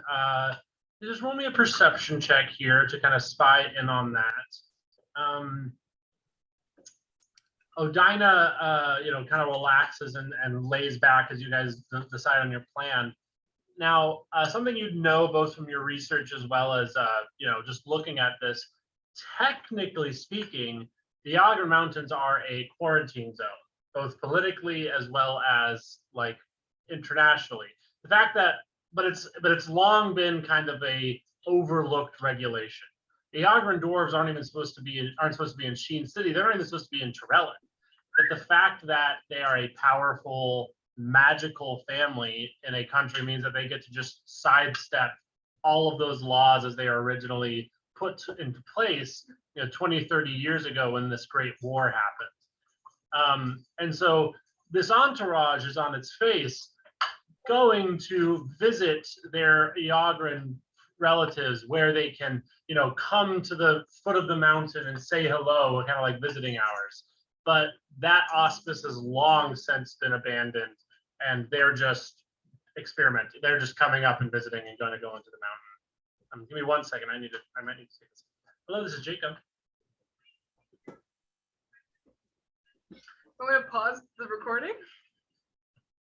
I know it's. Okay, sorry about that. So, Ow. you look in with the spyglass, and so this is very brutalist architecture. This is very much like construction that all happened within the past 20 years.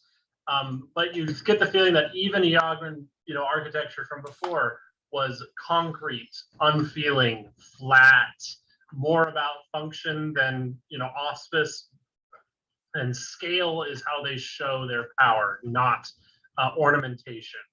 And it definitely, you don't see, this does not look like Serenity's carriage. Serenity's carriage looks like a gaudy, bizarre aberration to their style.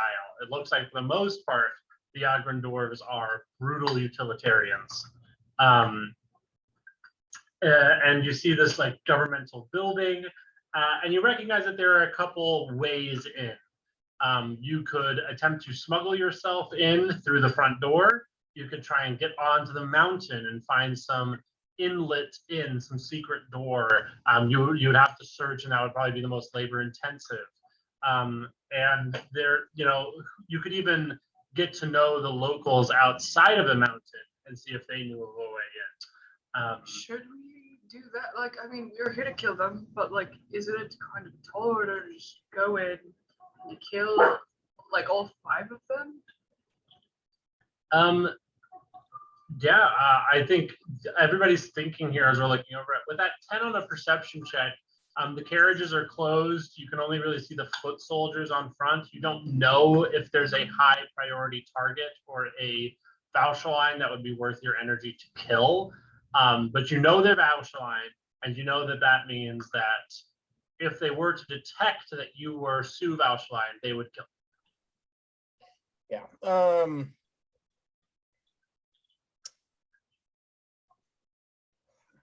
Well, I mean, we're gonna be most immediately recognizable as a group, considering they know it. But I mean, I can, I can just try and infiltrate and look around, see if there's anyone worth killing, and then we come back and basically just go scout it out.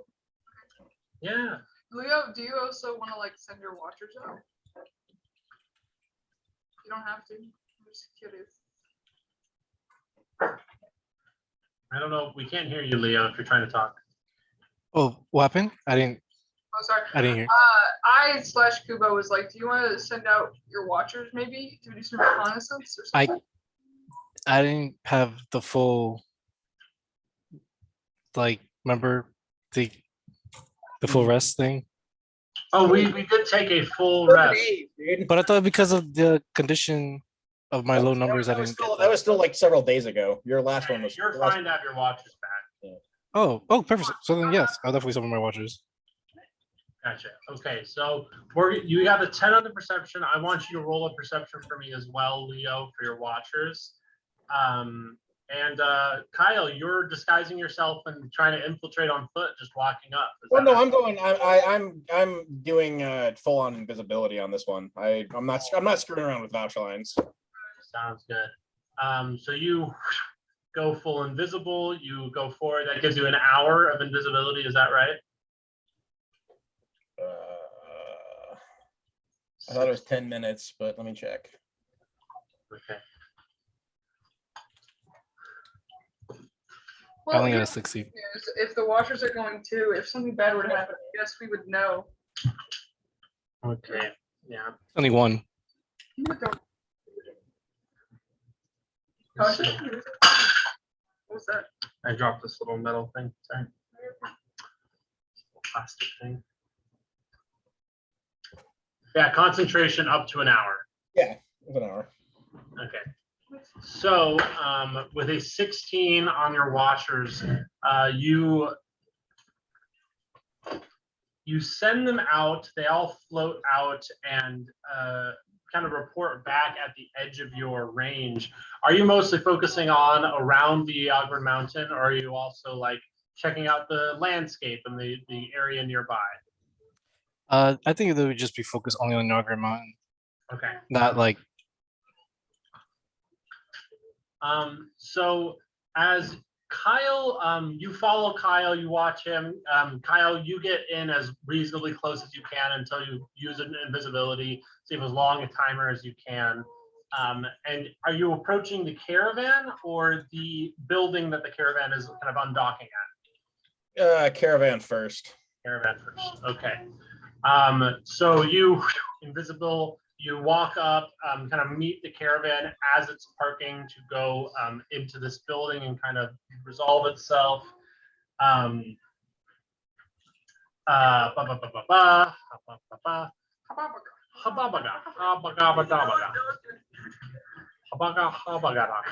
it's really making my face. I'm not looking. It's okay.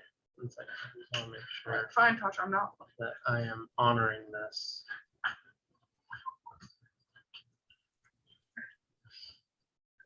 Okay, there we go. Now I've got it. They are Grindles. Gosh, I am so sorry. You're good. Okay, no, I won't. So you come up invisibly, and I want to make sure that all of this kind of happens at the same rate in which it's dramatic. Odina and Kubo are up, up above, just kind of keeping a general outlook. It's kind of vibing out. I picture Leo kind of like in his mind palace, looking through all these different people. Leo, you see that there is a small village that is at the foot of the Iagran Mountains that seems to be in service of the Iagran Mountains. They kind of live and die by their blessing, basically. But other than that, you don't see anything that stands out outside of the ostentatious nature of the Vauchelines, as well as this big government building. Kyle, I think this is going to kind of continue with this Nat 1 energy for your event. You walk up and you have this very uncanny, unpleasant moment as this carriage that is very opulent but not so gaudy as the Serenity's carriage. The door opens, stairs step down, and you see a woman come out that looks a little frighteningly similar to you, but she is dressed in very simple black dress, blouse, and a skirt. Then you see another man in a similar black shirt and pants come out, also eerily similar to you, followed finally by clearly the main attraction of this group. And this is kind of a face that you would recognize in terror of Lord Vaucheline. You are still a ways off. You are not able to you could technically shoot him from this range if you wanted, but you connect that these two people that are in there with him are Sue Vaucheline, but they are fulfilling their role as servants, which is kind of what most children that were, bastards were born as, with the intention of, one of the weird subsects of living as long as an elf does. Lord Vaucheline, very severe features, hard chin line. And that's really that distinct hard chin line that really makes it really clear if you're related to him. And deep set eyes, overhanging brow, which looks very confusing on an elven, slight feature because it's kind of a Cro-Magnon energy. Thin lips. He actually has a golden lip liner on. Good for him. And clearly has eye makeup on as well, and a long flowing robe that has golden accoutrements on it. And he has many attendants. It's clear that there's a lot of magic going on. And as his two servants, leave and start to approach this building, you see some Iagran dwarves come out, and this is where you see the dwarf that broke the train link prior with this great hammer, and he has the hammer slung over his shoulder, and is in much nicer clothes now to greet Lord Vaucheline. I guess try and get close enough to eavesdrop. Very, very carefully. You can definitely give him Kyle a blessing. We'll say that you got bless on you, Kyle, as you do get a this. plus D4 to stuff to do. Okay. It's attack or saving throw. I'm just saying. So you kind of come up to get the voice, hear any voices. As you approach, you can tell you've missed certain portions of the beginning of this conversation, but you hear the dwarf that you saw before. He goes, "What is his voice again?" It's not Little German Boy, but it's very similar. It's you hear his voice go, "Lord Vaucheline, it is wonderful for you to be here. It's so good to see you. The family welcomes you, and your honor descends upon us." And he gives a deep bow. Lord Vaucheline doesn't speak, but he just gives a bow as well. And the two people that are attending him, these two half-elves, open the door and hold the doors open for both of them. As they start to head inside, you're still able to hear them, but you're going to need to take a bigger risk and get inside to be able to be sure you're getting the whole picture. The Watcher, Leo, the Wire. I'm just kidding.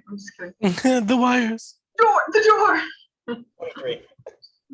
This is getting like 23. As they open the door, you go in ahead of them invisibly.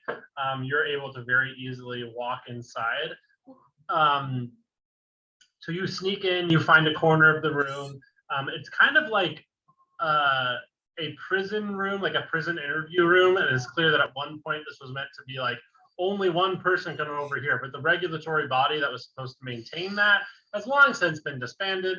And this is basically turned into like a parlor room to enter the Iagran Mountain rather than a police style interview room for captives. As you enter in, you manage to find a secret area here. And this might get a little spooky, might get a little dangerous here. But as they walk in, you hear this first part of the conversation.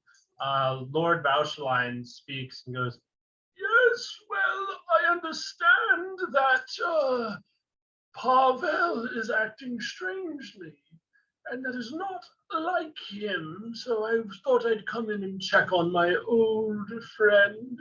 Lord Bauschlein is ancient even for an elf. And he's speaking to this dwarf that we still haven't gotten the name of, but he's this attendant dwarf to Serenity. As you know, you hear this first part of the conversation. Finally, one of an elf, a high elf that is attending Lord Bauschlein, is also attending him with his servants, comes in. And the second you see her, you're like, trouble. That is a person that can detect me invisibly if she so chooses, and if she's doing her job. Like, you immediately are like, that's a magical bodyguard. Oh shit. Okay. I would be aware of the fact that like I'm still hidden like from regular stealth too, right? Like I don't have. Yeah. I'm not just standing. Okay. Then yeah. Continue hiding behind the drapes or whatever. Yeah. They start to walk in. This Lord Bauschlein goes. He kind of calls him by name. "Bertrand, since you joined their forces, you've really tightened ship, and it's quite impressive. You've cut down on staff, I see." And he gestures around, and there's like a couple scared people here, you know, and they're just like government workers is the best way to describe them. It kind of seems like this whole town nearby supplies these people. And the dwarf goes, yes, well, as things were really on the up and up, and then Lord Bauschlein, Pavel, the Lord Farah, really started to act strangely recently, so we've had to restructure some things a bit. But of course, you know how he is. He gets caught in his whims of passion. Yes, of course. Of course, I completely understand. Don't we all? And his half-children, his stepchildren, are right behind, walking along, really uncomfy. They finally get to a door that will lead into the mountain itself, and maybe a kind of point of no return here. As they're doing so, this elven woman stops, and you hear her lean in and whisper something to Lord Bauschlein, and he kind of turns to her with a surprised look and looks about, and they seem to be actually trying to perceive you. Maybe bless. Yeah. You could roll against that with a plus D4. 29. 29. As they are looking around, they're desperate. They're kind of like, you see that there is a kind of a pudgier, kind of a thick-fingered man, kind of sitting at a desk, like looking very concerned, and has stopped folding papers or doing anything, like, and has kind of had his hands folded on the thing. You see Lord Bauschlein gestures at him and kind of directs his wizard over here. She walks over to him and just kind of with a slightly like above indoor speaking voice goes, a warning to whatever presence may be here. And she just gently places her hand on this person's hand, and you see the fat start to melt off of him. And as he's like starting to react, he starts to fall to dust as whatever spell she's casting on him just absolves him of his mortal form, and he is just disintegrated. As she does that, she kind of looks about. You see the other government, some of them is goes like, oh god, like stepping and like kind of getting distance away from this disintegrated form. She picks herself back up, wipes the dust off of her hand, gives a small cough, walks back into tow. Bitch. And you see, because it is Bertrand. It is Bertrand. I remember naming him Bertrand. Oh yeah, Bertrand. You see Bertrand like lean over to the next person over and goes like, "That just put that on the expense sheet. Just put that on the expense sheet. We'll hire again." And the other person that is just a human just kind of does like a stiff nod and keeps her eyes down as they enter into the mountain. You probably have another like 30 minutes of invisibility, but this is the route you would take into the mountain, even though you don't know what it looks past these large stone doors. So I mean, I guess I'd take note of like, I don't know, the specific layout, whether or not they used like keys where the locks were, if they seem to be smacking anything, like disabling traps along the way. Just kind of take a note of, hard notice of everything they're doing as they enter, and then I'd probably leave. Gotcha. The thing that you recognize and you'll see is that they are never at a loss for human labor. And so where they would normally you'd picture a place like this would have some magical lock or key or set of rings. The person that Bertrand talked to is the security system. And basically she just has a list of people that are allowed in and out and are allowed to accompany people in and out. And it's a short list of Iagran, Farah family dwarves, nobles, and Vauchalines. Like it's a very short list, maybe like one or two other nobles from nearby. Okay.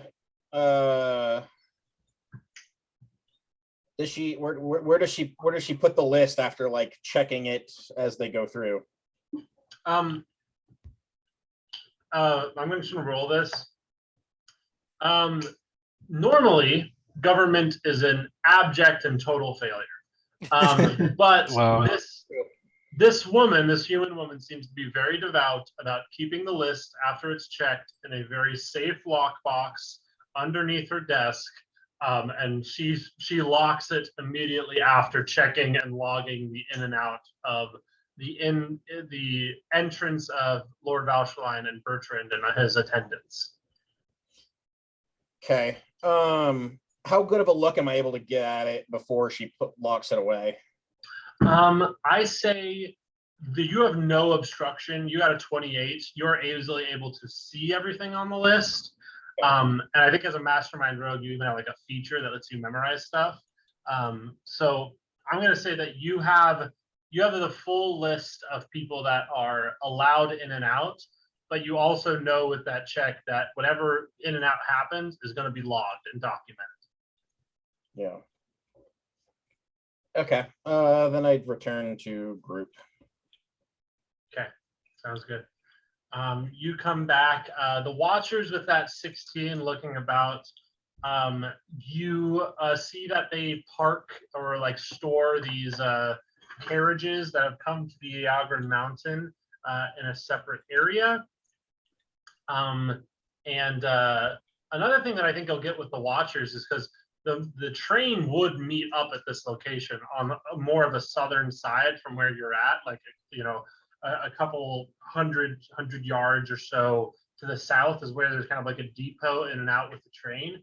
And you see that the train that was disconnected never made it here. So after they figured out how to get those trains on the tracks, they didn't go back to the Yagran Mountains. They actually went to the places they were supposed to go. So the weapons got to where they were supposed to go, the aquarium. And so that's one thing that you get from the watchers as well, is the unhooked train was not continuing to be acquired by the Yagran dwarves without Serenity like helping it in, basically. Does it look damaged? Like, can they see the cart? So, like I said, they can't see it because it didn't come here. They went to the places they were supposed to go, which is non-Yagran countries. So now the countries that are that it seems like the feds, Borin, are trying to arm for an uprising later on, have the weapons that were sent to them.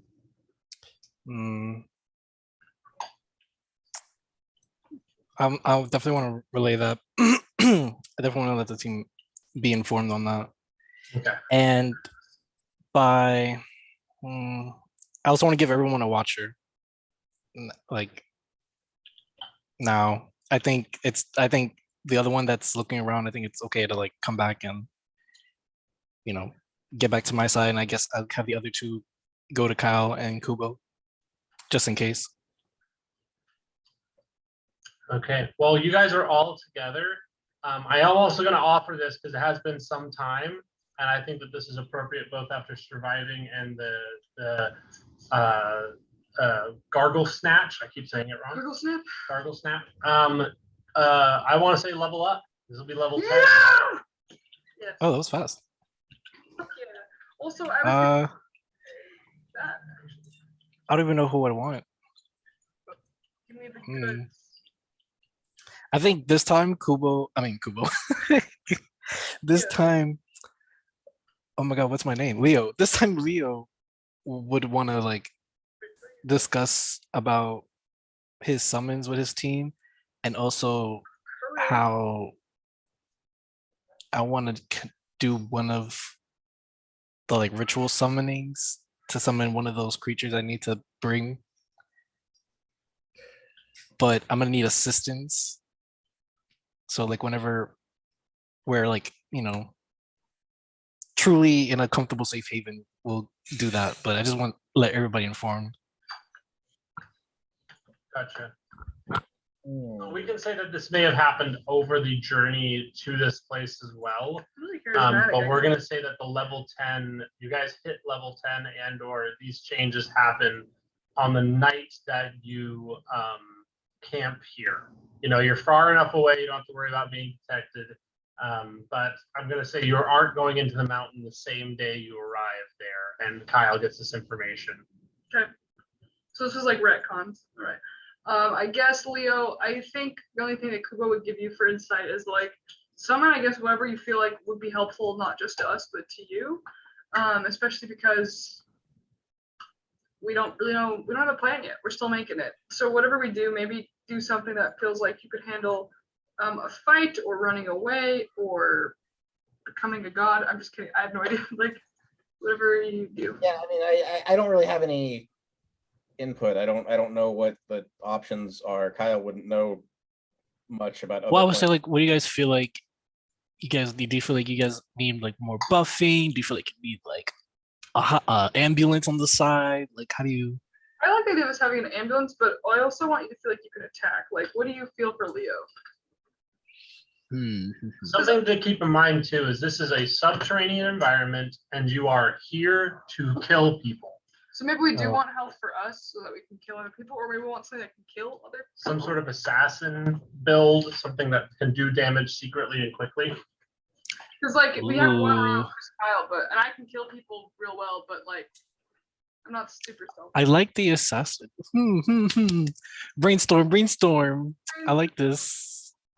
I'm getting already signals in my head. All right, say less. I might actually create something before tonight is over. Okay. And level 10, that's not that bad, actually. I always love the health increase. Oh, yes. At level 10, my summons gain advantage on attack rolls if at least one of me is the adjacent to the target. Oh, so if I'm next to the target, they get advantage on the attack roll. Okay. Okay. And they get advantage on saving throws against being banished. So Yeah. My charisma's a little plus 9. I'll take that small improvement. That's not bad. All right, so I'll definitely have that ready for next time. Yeah, that sounds like a plan. I think we might kind of have a final closing scene here before we plan on our entrance into this. I think that there is a lot of energy of nerves. There's a lot of like, we don't know exactly what it looks like in there. Odina is anxious and she feels prepared, but she's also going into a claustrophobic space. And while dragons typically live in caves and live in mountains, she has been raised outside the majority of her life. And so I think that there is very much this energy of we go in there, we get done what we need to get done, and we get out. And whatever it takes to make that happen, she's on board. Cool. Wherever it shows up, I think I'd pat her on the back and give her some of that aura of courage to the moment. And I guess to everyone else, as we're closing, I'd be like, guys, we've done so much shit. We can handle this. Maybe Kubo doesn't say anything. We just like, it's enough. Like, we got this. But for reals, before we end, I think for sure Kubo would say, so what are we going to do? Because there's 5 of them. Copy of the document, adding some fake names to it. Then I'm going to sneak back in, swap it out with the one that's in there, and then we'll enter disguised as a made-up noble family. I love this. That's amazing. And we're going to. That's my pitch. Okay. Kubo's like, I gotta prepare, I guess, to see my brother and not like freak out. So he's gonna try to meditate. Prepare for the worst. I want to give you, we gave me that Arcana check that gave me really good insight. Leo, I want you to give me that religion check now. Because it's going to be like another kind of lore dump that is foreshadowing stuff. Yeah, Kyle. What'd you do? You're the one to roll it. Oh, me? And I said, Leo? I'm sorry. Oh, I thought you said Kyle. Oh, I'm so sorry. Yeah, it's a religion check. I apologize. I can make a religion. That was funny. Let's all make religion checks. We're all feeling spicy. 15. Okay. All right. Yeah, sure. I'm feeling fateful. Well, Providence.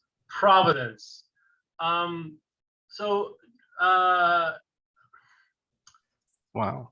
Kubo and Leo, you're sitting here thinking about Peregrine's plan.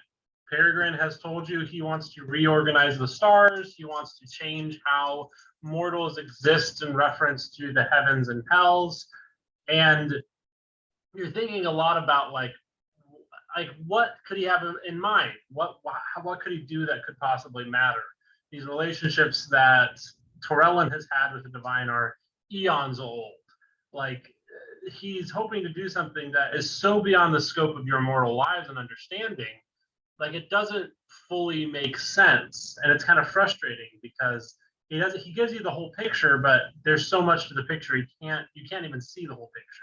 Like, what does the world look like if Peregrine succeeds? Kyle, you've read a bit. You're not a huge reader, but you know a lot about wars. You know a lot about the politics of the Vouch Alliance, things of that nature. And you know that there was a blasphemous sect, and it was something that for a time was taken seriously as a religious belief, but was very quickly ousted out by the more mainstream, hardcore, religious party at the time, the religious class at the time.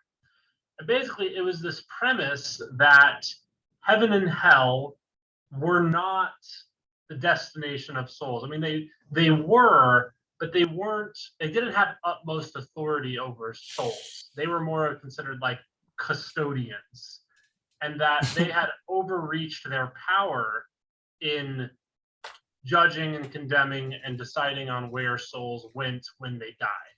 But that's not something that they originally were designed to do. And the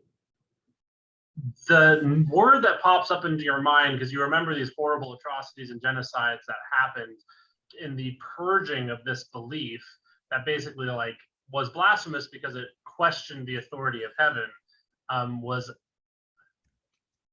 eidolonic. That was the phrase, and the eidolonic belief.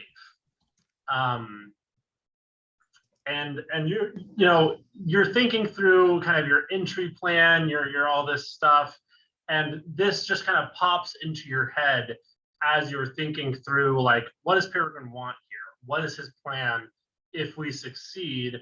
And do I care more about Peregrine's plan coming true or Boren's plan? Or am I just here for Illyria? I think these are all feelings that you're sorting through. Odina is very clear. She's just here for Fluellen. Everything else is just in terms of convenience. She'll help out, but it won't be at the cost of Fluellen's life. And I think it's important for everybody to ask that questions of themselves. What is the win condition here? There are a lot of interested parties. There's a lot of ways in which this entry could go. Yeah. I mean, if we're all shooting the shit around the table, or not really a table, I guess, a fire at night, I think.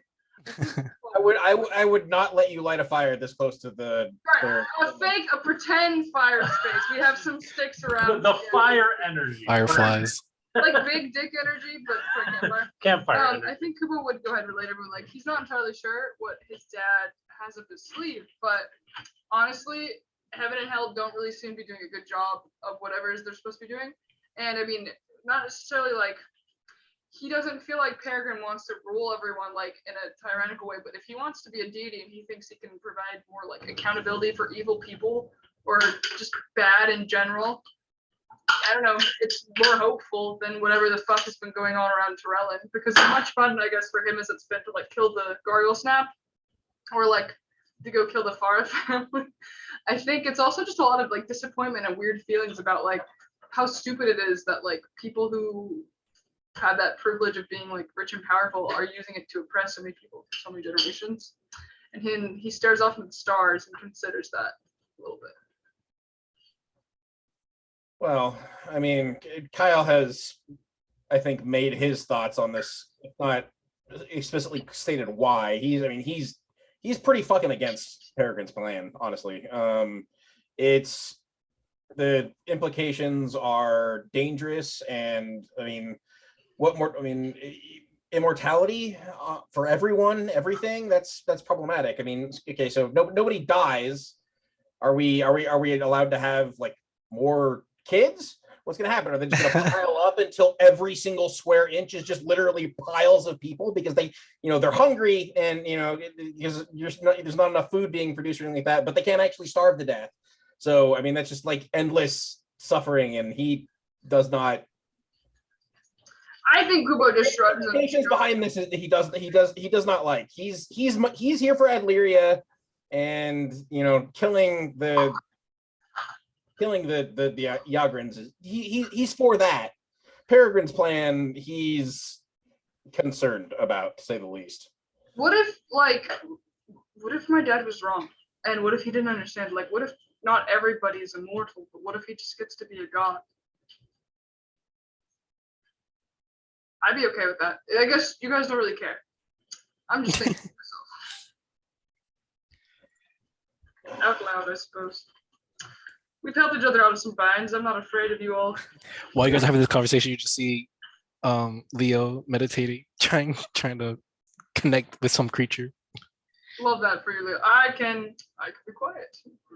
Yeah, I'm trying my best so we don't get destroyed, or just in case we get found out here.